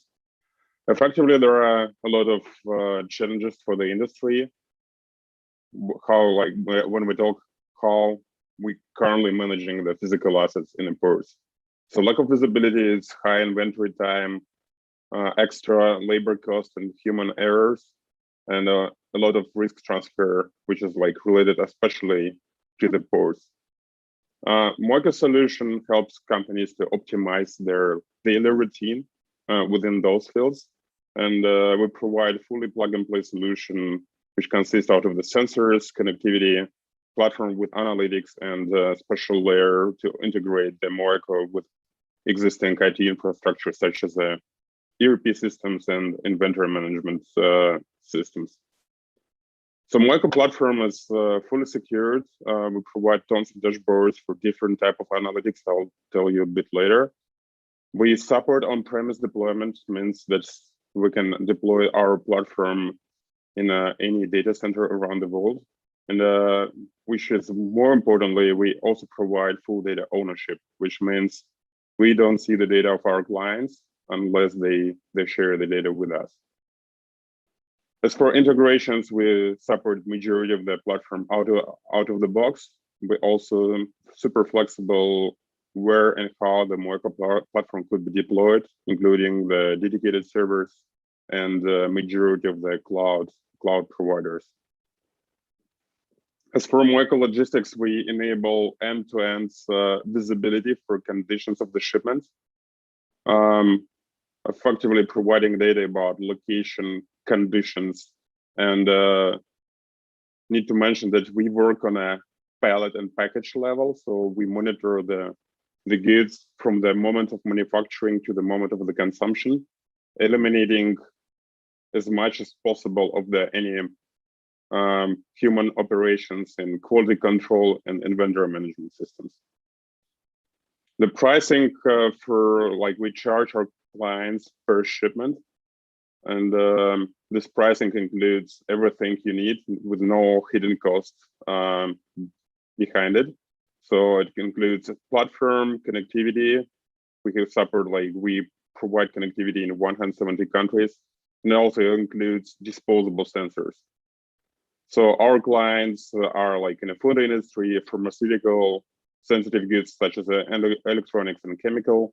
And I can say the majority of our clients, they have instant return of investment, so they start saving money from the first shipment they do with the help of our platform. As for industrial assets, this is more related to the internal port operations. We provide a simple service to optimize maintenance and use-based insurance for the companies operating with things like pallets, trucks, container cranes, and all inventory you can imagine. So sensor is able to not only do the automatic inventory management, we can also understand how much the specific inventory was in use. So enabling use-based maintenance is basically the simplest option to start saving the money. And we have quite unique business model. So we provide sensors for industrial assets for the net cost, so very low price. And then we charge you a monthly subscription fee on top for the data and analytics. Our clients includes majority of the companies for both types of the products I just mentioned. Our main focus is to provide you the value, and we have effectively use cases about port operations and logistics with existing clients we can share. And our offering to Gulftainer is to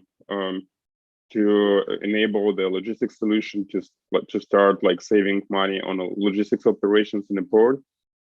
Gulftainer can also offer Moeco logistics service for their own clients as a value-added service. And for industrial assets, we truly believe that saving on maintenance and insurance on industrial assets belongs to the port is also a very good option. Thank you so much. Dimitri, thank you for the great presentation and for sharing the Moeco journey and vision with us. I'd like to turn it over to Niraj Agrawal, board member of Gulftainer and executive director at Crescent Enterprises, for a question. Thank you, Alec. Mitt, it's good to see you again, and for your wonderful presentation once again. So the question is, from a ports and logistics perspective, what type of business challenges do you think can be addressed or solved by using the sensors? Yes, so for effectively for two use cases, I think for the logistics use case, we save time and efforts for risk transfer. So when goods are arriving to the port and they're like preparing for the next gap, we can fully automate inventory management and quality control. So effectively, we have a continuous data about the conditions. So you can you can reduce the risk of damaging goods on being responsible for the goods you're transporting through the port facility. Second thing, we can increase your profits because you can offer our end-to-end monitoring service to your clients, because effectively it's your clients as a value-added option. So you can tell companies transporting goods through the port Moeco as a value-add service to increase the transparency and operations. Thank you. Thank you. And second part, especially for the port itself, so then this is exactly the time where we can talk about our industrial assets.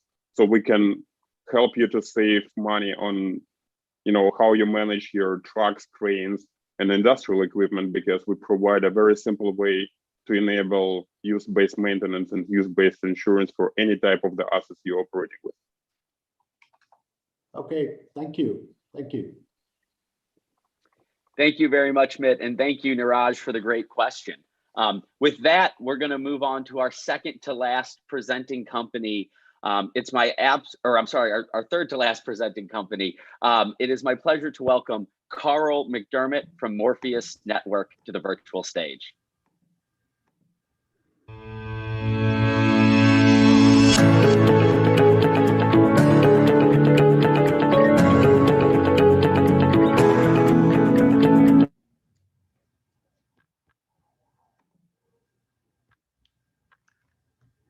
Good evening.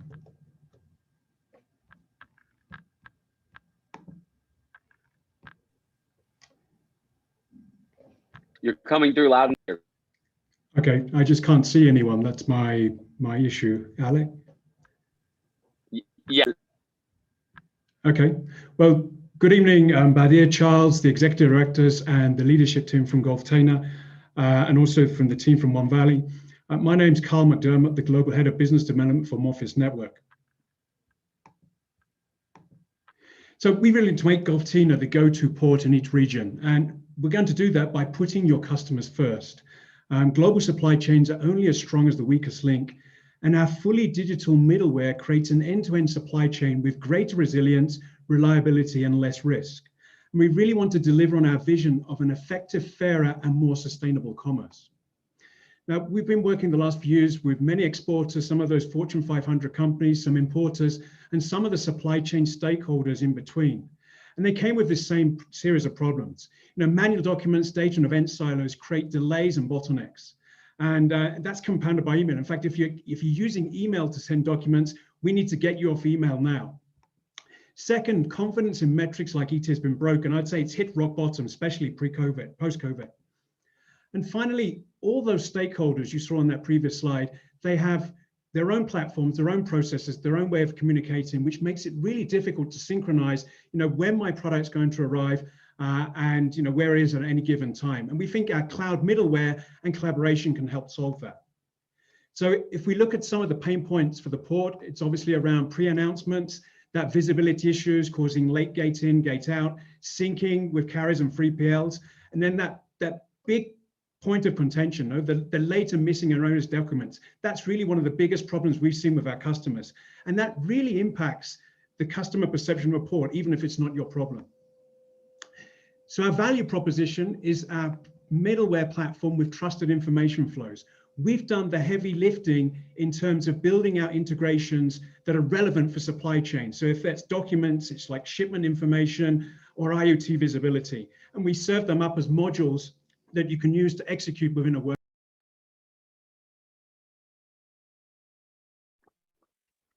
You muted, Carl. So our platform really is based on 3 key pillars.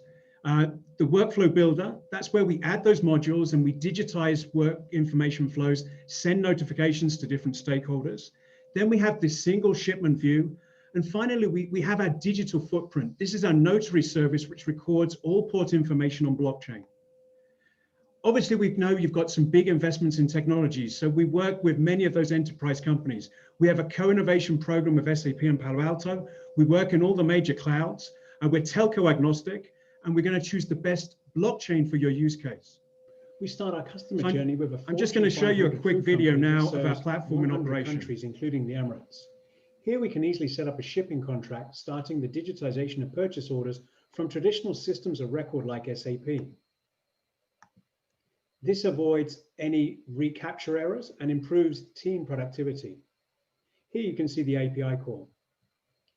Our platform also includes a powerful workflow engine for automating information flows from middleware. For over 100 standard and custom modules, it's easy to build and deploy a workflow. Our customer case requires 20+ documents, including packing lists and the health certificate for export, integration with IoT, requesting logistics assets, creating a bill of lading, as well as creating the release process into the United States. This is great for your Wilmington port. We use our LiveTrack portals to quickly create a single shipment view for Gulftainer. This includes connecting to your TOS customer portal for looking for inbound vessels and for container arrivals. Our shipment screen shows step-by-step progress of complex port operations that lead to gate out and synchronizing carrier or 3PL bookings. We give your customers better visibility by providing one document at a time, ensuring the key documents for regulatory compliance and for customs release are filed correctly.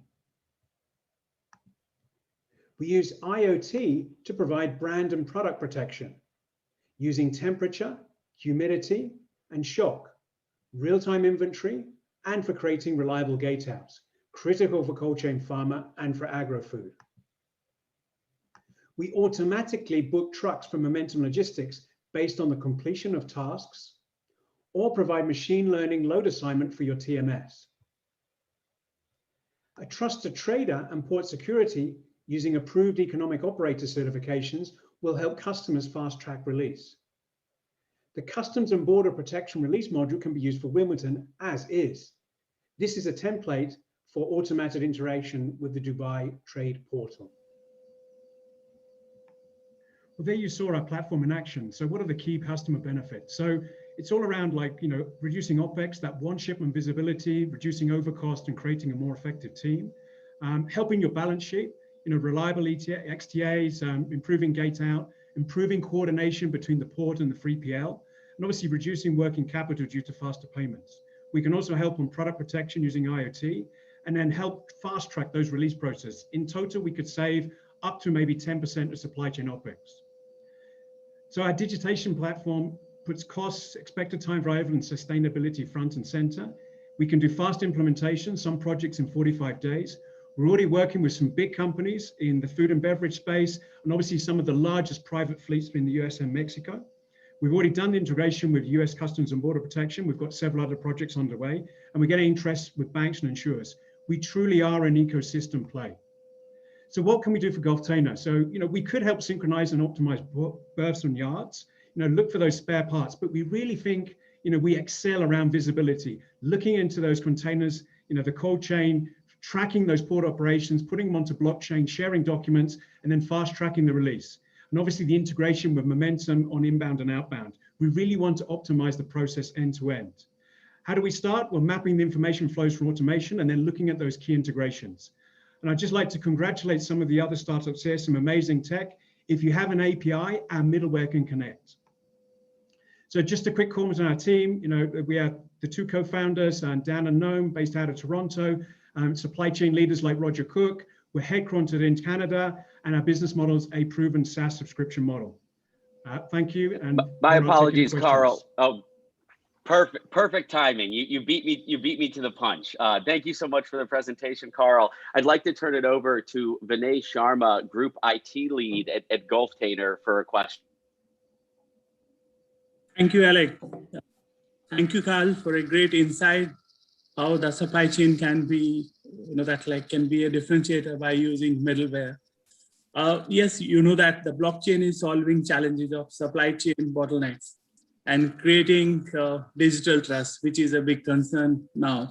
My question is to you, what is your value proposition to Gulftainer, that onboard supply chain stakeholders and create a global supply chain hub or a marketplace? Yes, thanks for your question. So we really want to digitize the information flows from beginning to end. So, a lot of the port operations and a lot of the value, the processes in the port, we can add to our blockchain, we can record them, you can get clear line of sight of which container was moved at any given time. But we also look at the bigger picture, and the bigger picture is taking a PO through to a proof of delivery and everything in between.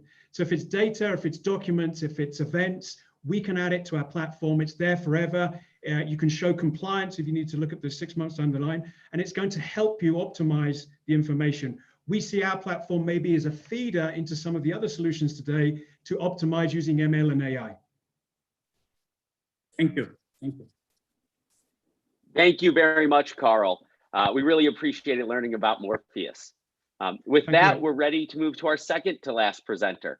It's my pleasure to welcome Yuri Yoselevich from DocTech to the virtual stage.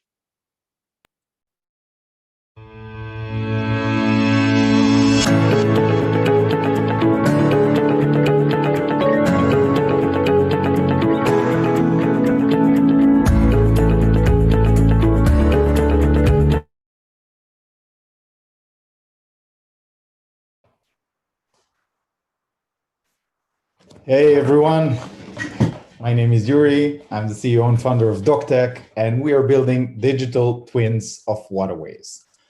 So it's great to be here. I'll tell you a little bit about our company and what we do. So basically, we come from two different backgrounds. We come from maritime experience and domain expertise and data science. And we put those two together with our wonderful advisors and the program that we participated to execute our vision. Our vision is to empower maritime stakeholders with data insights to make shipping better and faster. And the thing that we noticed is the importance of depth in port, water depth, meaning the vertical distance between the surface and the bottom. This distance dictates cargo efficiency on vessels, the safety of navigation inside the port and in shallow waterways, and it has a highly significance. So a lot of people know that the upper layer, the surface, is changing. You have high tide, low tide, storms, etc.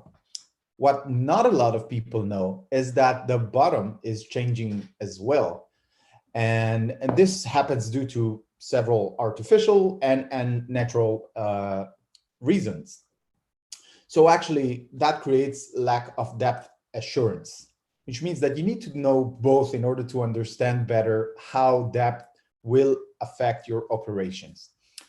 The result is that basically boats don't go as full as possible, and they even operate with additional risks.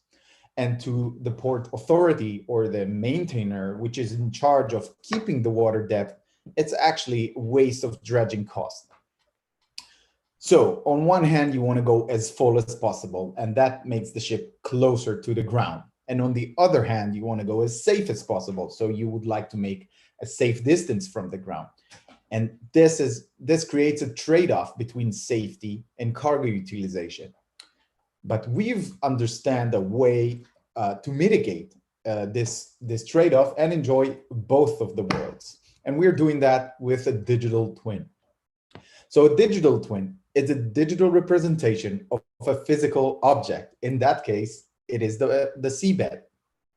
And we are creating that by collecting unutilized data in ports, what we call dynamic data, integrating it with external data sources, and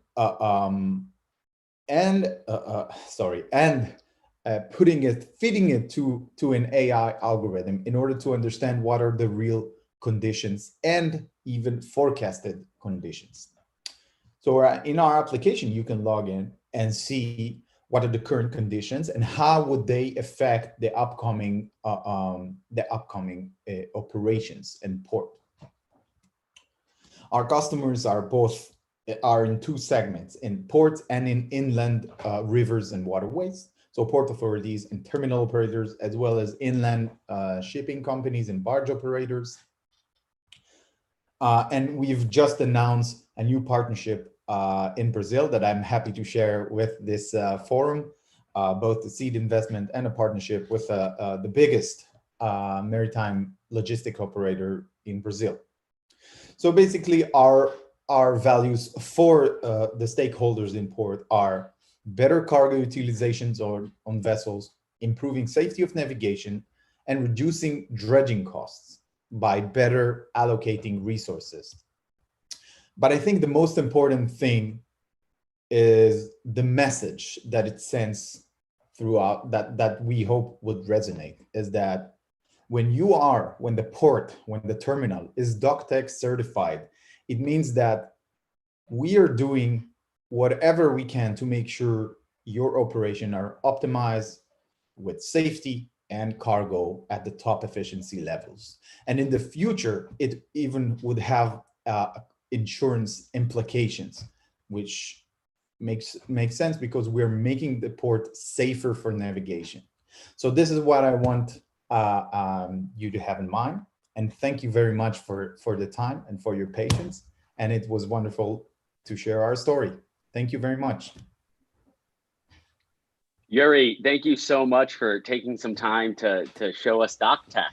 I'd like to turn it over to David Casey, Chief Commercial Officer at Gulftainer, for a question. Yuri, thanks so much, and congratulations on being a finalist tonight. My question, do you see this as a viable solution to replace, the current draft survey models that calculate tonnage globally for vessels? So the short answer is yes, and the long answer is we are now in a process together with the International Hydrographic Organization, the IHO, to standardize the technology according to the updated standards. But up until today, the standards only referred to a sensor, whereas a technology was not standardized up until today. But what we create together with the IHO is standardizing the technology, which means standardizing the output of the algorithm and not the sensor itself. And this is and when this process is done, we will be fully switchable or a 10x better substitute to today's surveys. Great. Thank you. Thank you, David, for the question, and Yuri for the wonderful presentation. Really excited to see what's in the future for DocTech.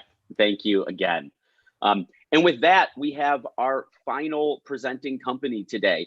Really appreciate everyone who stuck with us today, and we're about to see something incredible with this last presentation. With that, it's my pleasure to welcome Daniel Jacker, CEO of Zynar, to the virtual stage.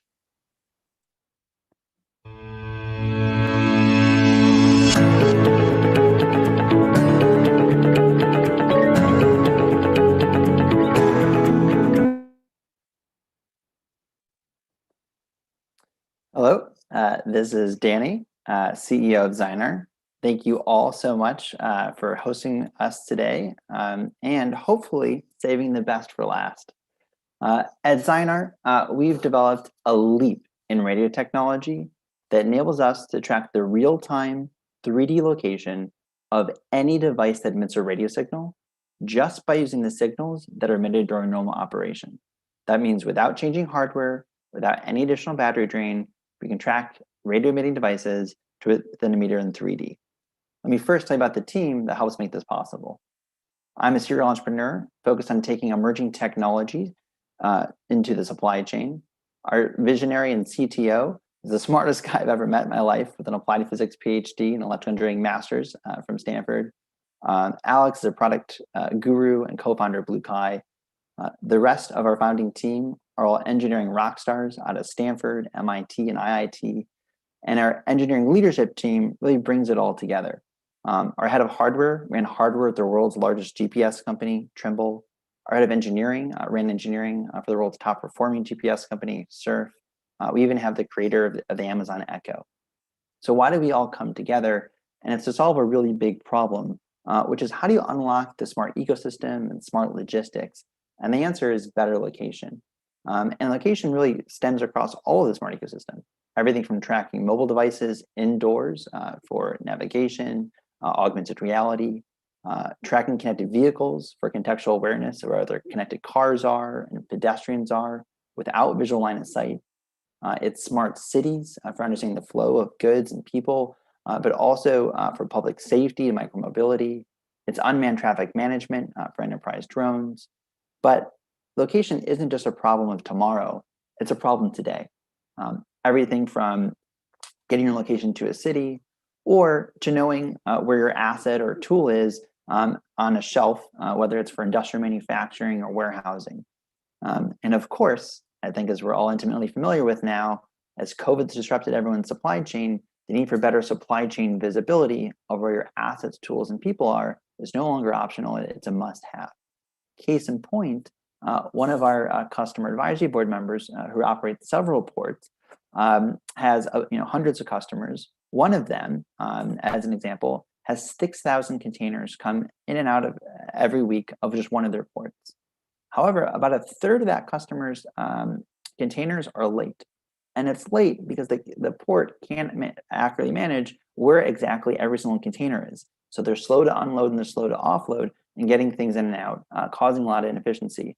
In fact, for every day that a container is late, And with the ones that are later average late about a day and a half, it's $150 a day, which is $300,000 a week and $15.5 million a year for just one client at one port due to inefficiencies of not being able to locate a container on their port. And that's a huge problem. We ask, well, why can't we do this today? And the answer is the technology's not there. GPS solutions aren't strong enough to penetrate in those container canyons, let alone are expensive and drain batteries and require expensive chipsets. Beacon solutions like ultra wideband, Wi-Fi, and Bluetooth don't even have a shot in terms of read range and location accuracy to address the problem. At Zynar, we've solved the location problem, and turns out the key is timing. Since radio waves travel at the speed of light, if you can measure time to a nanosecond, you can get location to within 30 centimeters in 3D for any radio emitting device. That means that's everything from your mobile phones, your drones, your physical assets, your containers, your vehicles, all can be tracked. In fact, we're compliant with the next release of 5G coming out later this year, so any 5G connected device will be able to be tracked without retrofitting or battery drain. However, we didn't want to wait for 5G to get rolled out, so we're deploying locally using our own set of readers and battery-powered tags that we put on assets, tools, and people in containers to get their real-time location. And the technology has already been implemented in DRIS. We're currently working with the world's largest warehouser, same one that does everything for Amazon, DHL, 2 large construction companies, and 2 large telcos. In fact, in the last 30 days, we've done $1 million in revenue and $20 million in LOIs, and already have our sales channel lined up. But specifically, our local area solution is a set of readers and battery-powered tags that you can literally set up in minutes and cover an entire port. Our readers are designed to be plug and play, so powered any way you want, battery, Ethernet, or powered. A couple hundred meter read range, sub-meter location accuracy. We don't require visual line of sight, and we're a lot more robust to challenging radio environments, especially compared to like signal strength approaches like Wi-Fi and Bluetooth. But what's interesting about Zynar is it calibrates in real time. I mean, you can actually pick up and move our readers or works in dynamic environments, which every port is as you have containers moving in and out. And in fact, all of our use cases are going after where other technologies simply don't work. There are dynamic environments that are GPS constrained, that are challenging radio environments with lots of metal and dense operations. And so we're doing that across construction, warehousing, manufacturing, and supply chain, especially for areas where your fixed costs are really high and any downtime or inefficiencies get very expensive. Specifically for ports, we can give you the real-time visibility of where every single container is on your port, not only for auditing and security, but also know the flow of goods, allows you to manage the tracking in and out, so you can actually service more customers and get greater throughput. But not only just your containers, we can track your equipment, your transport machinery, understand utilization, where your workers are, both in coordination with everything to optimize operations, but also to audit, to make sure they're safely and out of harm's way if different things are moving around. But our sensors not only give you location, we also have temperature, acceleration, and pressure.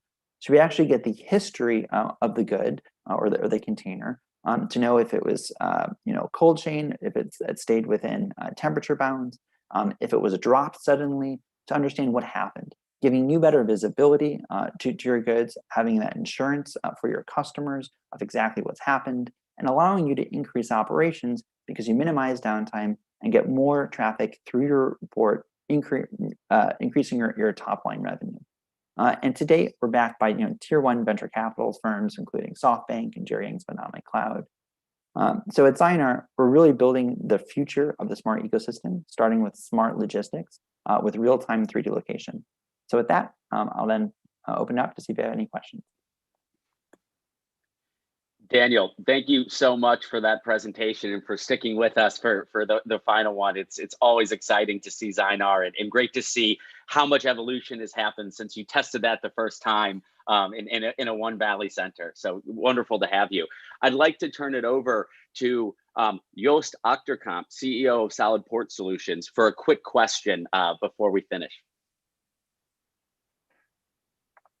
Yes, hello, Danny. A question here, there are of course existing systems with DGPS or with RTLS systems. How you see the replacement of those systems? What is the benefit of the Zynar solution? Yeah, and so what's nice about Zynar is we work where those others don't. And we also typically aren't meant to be a replacement sensor. We're literally focused on the areas where no one else works. And so getting end-to-end real-time visibility of everything, not just one set of things. And because we're frequency and protocol agnostic, we can piggyback on existing things that you already have. If you don't already have things, we can give you better visibility where you need it. And we can also give everything out in an API that can either integrate into your existing systems or keep things extremely simple and give you things that are only actionable insights to the 3 or 4 people who need to see it with the 3 or 4 things that are most actionable. Thank you. Yeah. Thank you, Joost, for that question. And Danny, again, for the great presentation and for spending some time with us today. With that, we have completed our startup presentations. I want to give a special thanks to every single one of our presenters, as well as the great judging team from Gulftainer and Crescent. You know, honestly, I'm just blown away by the depth and potential impact of these technologies. And we're so excited to have the Gulftainer team engaged in these conversations. With that, we have our final activity for today, which is a thought leadership panel focused on the future of the ports and logistics ecosystem. We've got an incredible group of speakers, initially moderated by David Casey, Group CCO of Gulftainer, and he'll be joined by Robin Jacks from Project 44, Phoebe Wang from Shell Ventures, Raj Rao from IBM, and Joost Achterkamp from Solid Port Solutions. David, the floor is yours. Great, thank you so much, Alex.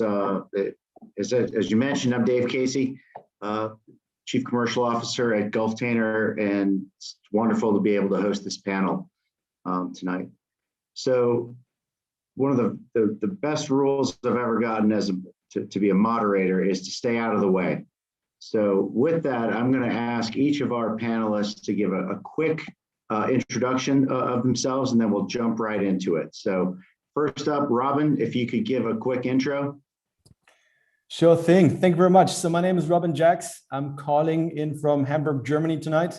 And I used to be managing director of Ocean Insights, a company that was just last week acquired by Project 44. And in that new company, my role is SVP International Growth. Thank you. Great, thanks. Phoebe? Thank you, David, and really appreciate the invite and my privilege to be on the same panel as Raj, Robin, and Joost. So definitely looking forward to that. Hi, everyone. My name is Phoebe Wang. I'm principal at Shell Ventures, actually leading the frontier tech early stage investment over there, and then also leading the hydrogen investment thesis in the group. So being with Shell for just a little bit around 2 years, actually being in the venture capital industry since 2012, investing in the clean tech 1.0, and now we are definitely looking at the climate tech, really looking forward to that. And then actually started my career as in the energy industry in early 2000s. Yeah, looking forward to the discussion today. Great, thank you, Phoebe. Raj? Good evening, David. Thanks for the opportunity. I echo what Phoebe said. Very privileged to be here. I work for IBM. I'm a relative newbie there, just coming up to 3 years. The reason I'm on this panel is that I'm involved with a big platform investment that we've been on for a few years called TradeLens, and I look forward to sharing some perspectives to ports, terminals, and larger ecosystem about the work we're doing and how we see technology playing out in the next few years. Great, thanks, Raj. Welcome. And finally, Joost. Yes, thank you. My name is Joost Achterkamp. I'm the CEO of Solid Port Solutions, a small but specialized company for automation at container terminals. And yeah, that would be my contribution, I think, to the discussion. Great. Well, welcome all. Thank you. So let's jump right into it. Phoebe, let's go to you first. What technologies and trends do you believe will be most influential in the supply chain space over the next 5-10 years? Thanks, David. And it is definitely a billion-dollar question, right? I wish I had the crystal ball. I'll share a simple story before I kind of dive into the three main categories that I think would be relevant to the supply chain innovation. So when I first joined Shell, the first deal that I've ever done is actually a spin out for an internal innovation group called Canadian Freight. And it's a digital platform to help third-party logistics to actually manage their like a platform. So think about that's Uber for freight. And then the company actually got really good traction. It's based in Singapore and then has a lot of good customers like across the Southeast Asia.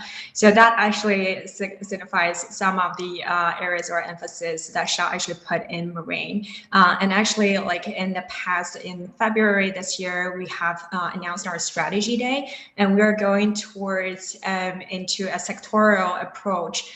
So historically, we actually divide our business into like upstream, midstream, downstream, and going forward, we actually will be very customer focused. So marine and supply chain is one of the areas that we're looking at as one of the key sector to support. Okay, so that's kind of my short plug for Shell and Shell Ventures. And then in terms of the future innovations, I call it like a DDA for supply chain or for like the shipping and overall the various ways for logistics. So the first one would be digitalization. So I probably won't go into details. I know that Raj will definitely touch point on that. But you have already seen so many companies coming out in digitalizing the whole supply, logistics and supply chain, right? So Zenair is actually one of the really great example there. So how to use AR, VR, and even like blockchain to make sure that you have every single step logged in the areas that you're looking at in the whole supply chain system. So I think digitalization is such an important thing, and we will see that going across the board in different steps in logistics. And then the second one that I would say is the decarbonization. So this has been such a big trend in the past 2-3 years that we see a lot of efforts from not only the government, but also from the corporations and normal citizens come into like carbon neutrality. So how to get into decarbonization in logistics. And obviously you have like EVs, you have like a digitalized, the electric fleet. But if you're looking at the energy density, hydrogen is inevitably something that we need to look into. So there are two portfolio companies and Shell Ventures are actually looking into that space. One is Corvus Energy, is providing energy storage for the port and also for marine. So they're actually now looking at using hydrogen fuel cell for their purpose. And then the other one is many of you probably heard about, especially if you're in Europe, and it's called Zero Avia. So they're actually using hydrogen fuel cell to power the aviation space. And then the last one would be automation. So we know that Phoebe, Phoebe, I'm gonna cut you off there and switch over to Raj because you mentioned him. Sounds good. Raj, how do you see that from IBM, from an IBM standpoint? What do you think about the next 5 years, and maybe expand on Phoebe's digitalization thoughts? I think Phoebe is spot on. I think digitization is so-called ground zero. If you can't look at your existing processes and start digitizing workflows, I think the pandemic hangover will only get worse because access to facilities, human-to-human contact, we've passed the chasm, I think now, where we're beginning to question, is that really necessary? Even if we had the opportunity post-vaccine, do we really need to move so much paper through the ocean carriers and through the logistics industry as we do currently? Or can we digitize at scale, which basically starts with looking at document flow and trade finance flows and seeing how much paper trail is it generating, and can all of that, or at least some of it in specific steps, be digitized? So can transactions get onto some kind of a platform? I think the second issue is automation. Once you digitize things, you can start using things like AI and smart contracts and other platform capabilities to automate trusted transactions. So, you don't have to provide, physical evidence of transactions. You can have encrypted verification. You can, as Phoebe pointed out, maybe even look at things like blockchain, where you have a hash on every transaction and it's permissioned, but it's immutable. So you have a permanent record, and we're seeing more and more legislation around the use of such technologies. But I think the third wave, and there are some ports and terminals that are already at the third wave, has a lot to do with collaboration. I think there's going to be, across the value chain and the supply chain of logistics, the handoffs between ocean, land, rail, and even supply chain planning is going to be much better coordinated. So you won't have this scenario where, truckers are using GPS and electronic data records and far ahead of, for example, ocean carriers that don't have that kind of capability to tell you in real time what the ETA might be. So I think that's the second kind of wave that I think is going to play out. And then finally, I think you're going to see greater consolidation. I think there are going to be a few data platforms that dominate in this space. And the reason they're going to dominate is because they've been able to convene the ecosystem the fastest, right? So think about 800 and 900 ports being on a single platform, sharing data with one another, with ocean carriers, with the Walmarts of the world or Amazons of the world. I mean, you're creating, defensible advantage in the market. So I think that's going to be another aspect of innovation is who's going to convene the ecosystem, who participates, how do they participate, how do you not create a scenario where you're competing for the same outcome, but you're trying to make the entire industry move forward. So IBM's been, to one of your queries, IBM's been involved with creating such a platform in partnership with ocean carriers. So we've got a kind of quasi front seat view of this. We're seeing, increasing interest with all the players to have the industry take that big step forward, especially because of what's happened in the last year, where there's been enormous disruption to supply chain, but also container shortage, and more importantly, data shortage. And I think solving all of this is critical. Okay, well, Raja, I'm going to cut you off there and go because I want to stay on this question, but I want to go to Joost on this. Joost, in the global supply chain, how important is ecosystem collaboration to innovation? And what do you see as the barriers or resistance to adoption to some of these innovations? You're on mute, Joost.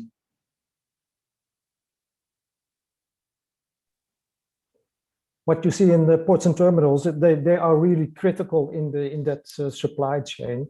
And that is still the case. So the better you get your information ahead of time, the better your performance at your terminal would be. So I think that is why information, and better than me also, that nowadays we have still containers arriving at terminals and we don't know the next destination. So that kind of simple things should be solved before we go to a level that you come into a controlled manner of transport on the terminals. So yes, for sure, we are a critical factor in that full chain going from customer to customer. So that should be better. Yeah. Okay, thank you very much. So let's stay with the end-to-end theme here, and I want to talk to Robin on this. Robin, earlier, Charles Mankhurst, the CEO of Gulftainer, talked about the future of the industry really being tied to end-to-end service or E2E service levels. From an Ocean Insights and P44 perspective, how close are we from realistically achieving this? Well, that's a great question. And I think, if I could put it this way, we're closer than most people would definitely think. I mean, the tie-up between Project 44 and Ocean Insights goes into the right direction. So Ocean Insights was kind of leading the space in the ocean visibility field, and so was Project 44 on the over-the-road side. Now we have this merger going on, and of course, there's a bunch of work ahead of us. We just need to ask the product guys here at both companies. So they have a lot of homework to do. But the good news is the data sets are basically there. So the main challenge will now to be stitched to stitch together these different data sets. Well, I just want to be perfectly transparent. There is still some gaps, some regional geographical gaps in the data, right? So it's a massive undertaking to roll out a global over-the-road visibility network, connecting with rails, terminals, with truck companies. And I guess we've come a long way with the ocean connectivity. But at the end of the day, it's something that's well underway, and I think we will penetrate new markets, especially in Asia Pacific region, the Middle Eastern region. So we have good coverage in Europe and United States already. So, but that's definitely on the roadmap. Great, thanks. Raj, same question to you. If from an ecosystem standpoint, you know, IBM's got a common platform, General Electric has rolled out a port community system. How do you see collaboration or lack of collaboration hampering innovation in a global supply chain? I think, you know, as Robin said, I think we're closer to the outcome than we all imagined. I think the issue is what is a common outcome that everyone can rally around versus, you know, taking adversarial positions. So I think coming up with thematic automation is critical. Yeah, everyone wants ports to be super productive because that is a critical bottleneck, if I can call it that, in logistics. So getting them to be super efficient and be able to move things, you know, quickly through the system is key. And the collaboration comes where Walmart, for example, uses multiple ocean carriers, multiple carriers to move its goods through a few ports that are critically important to them. When the carrier release and the port release and the customs release all are triggered, today those are disparate release notifications.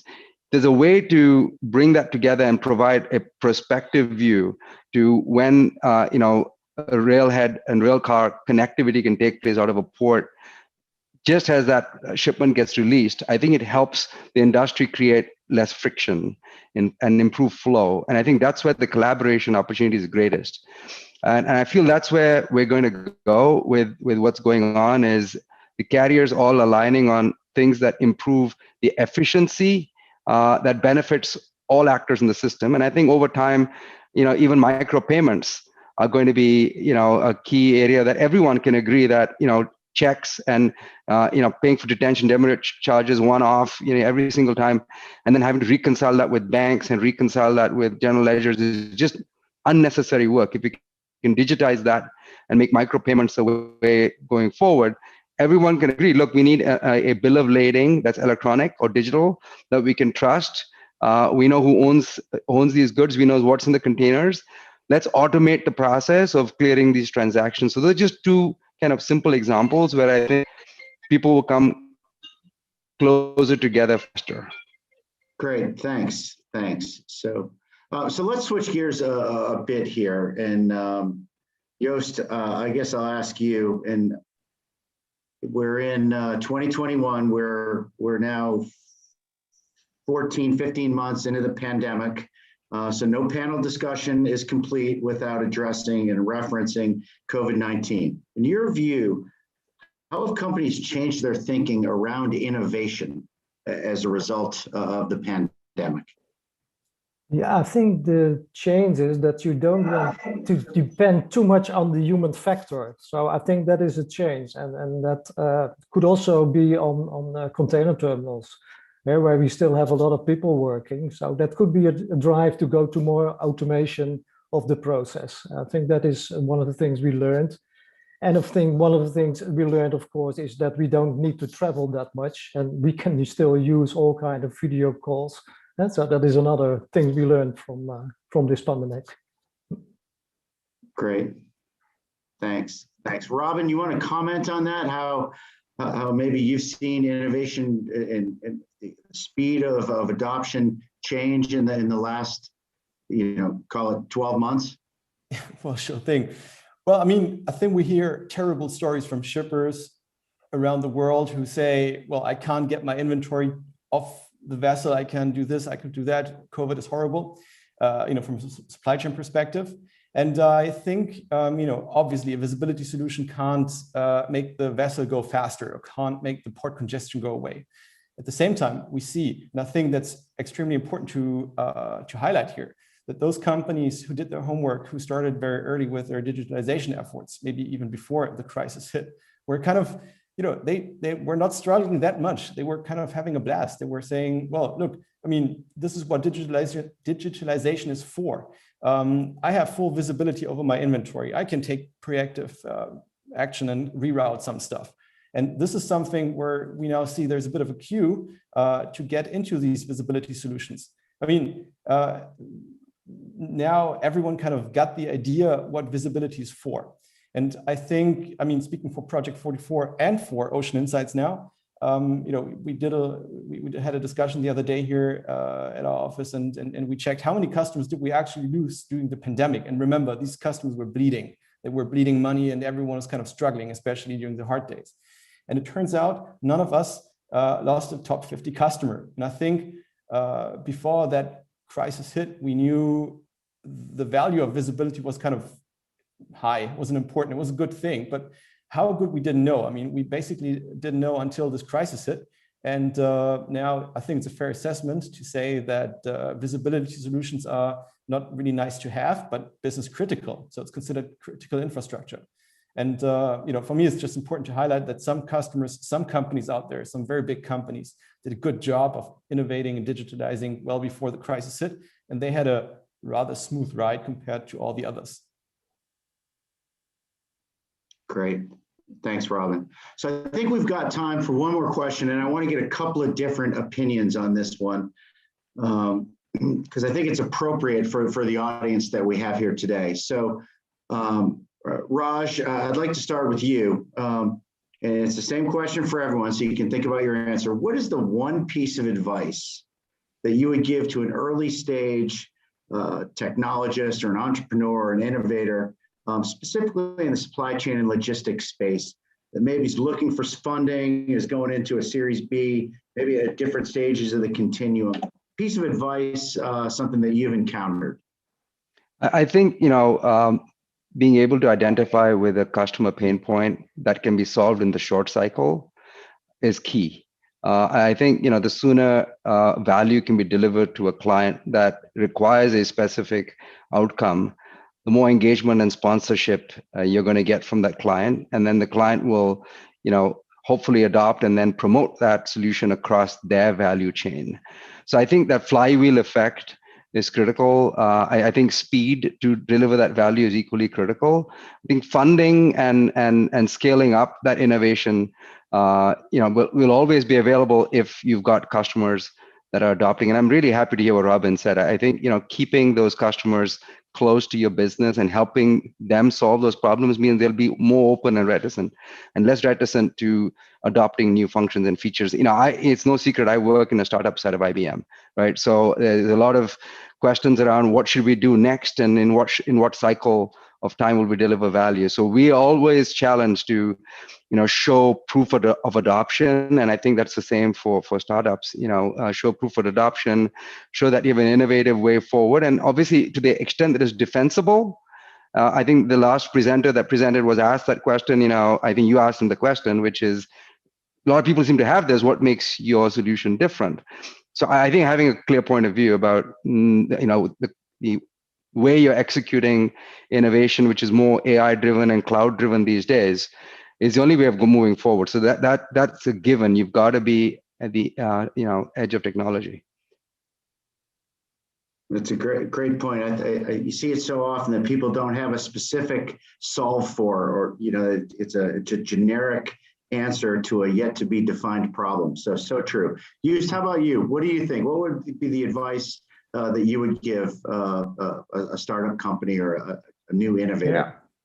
Yeah. From my experience, that in the past you had those big greenfield new terminals developments, and you don't see that nowadays, not that much anymore. So what you should think about is that you step into an existing environment. You have existing systems, you have existing operations. So if you implement a new solution as a startup, you have to integrate with existing systems. And I think that is probably one of the most difficult things what you see, also with bringing automation to terminals. So I think about what are you stepping in, and where I have to interface with the existing environment of a terminal. So that is, I think, one of the things you should take care of as a startup. Think about it first before you think your idea. Great, so true, so true. So Robin, I'm going to give you the last word here. As someone who has worked for really two of the coolest startups in the last 10 years, Tesla and P44 Ocean Insights. What would you tell someone that's starting out, trying to make it a struggling company, working above their parents' garage in Palo Alto or Rotterdam or wherever? Well, thank you. Yeah, funny story. I've been through that journey, and it was a wild ride. So I think, first of all, I would like to say that no one's more surprised than I am that this actually worked out. But here we are 6 years on after the foundation of Ocean Insights. Well, look, I mean, we founded this company, we bootstrapped the company, and after 2 years, we turned this whole thing profitable, right? It was kind of an unlikely, it's an unlikely story. I think there's a big perception in the market that you always have to have A-list venture capitalists and PEs at some later stage on your cap table to really make it. And well, look, I couldn't be happier to say that Project 44 today has some of the most renowned tech investors, on the cap table. But we as Ocean Insights kind of choose a different journey. Well, there's as such probably nothing bad about investors, obviously not. But I'm just saying it's not an end in itself. And I think as long as you kind of believe in yourself and push through, no matter what, this is what gets the deals done. And it's not so much the fact that you have some A-list investors on board. And I'd like to encourage everyone who's out there to kind of see it from that perspective and yeah, be reminded that we actually made it until here without any kind of external big investment funding. So that's kind of what I would like to give to the audience here. Very cool. Congratulations on the deal again, Robin. Well, thank you. Well, everyone, on behalf of our panel, Raj, Phoebe, Joost, and Robin, thank you all for participating. It's been a pleasure. Alec, I'm going to turn it back to you and the team at One Valley. Thanks. Thank you so much, David. And again, let's extend a special thanks to all of our panelists today, all of our presenters.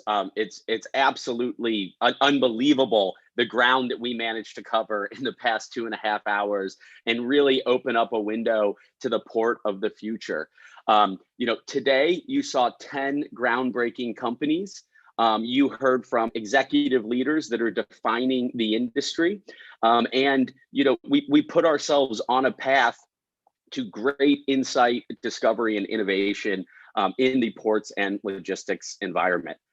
So with that, I want to thank everyone in our audience who attended today, everyone who stuck with us, again, from every corner of the globe. I know it's getting late in a lot of places where you are. So thank you for joining the Gulftainer Future of Ports 2021 event, and we'll see you next time.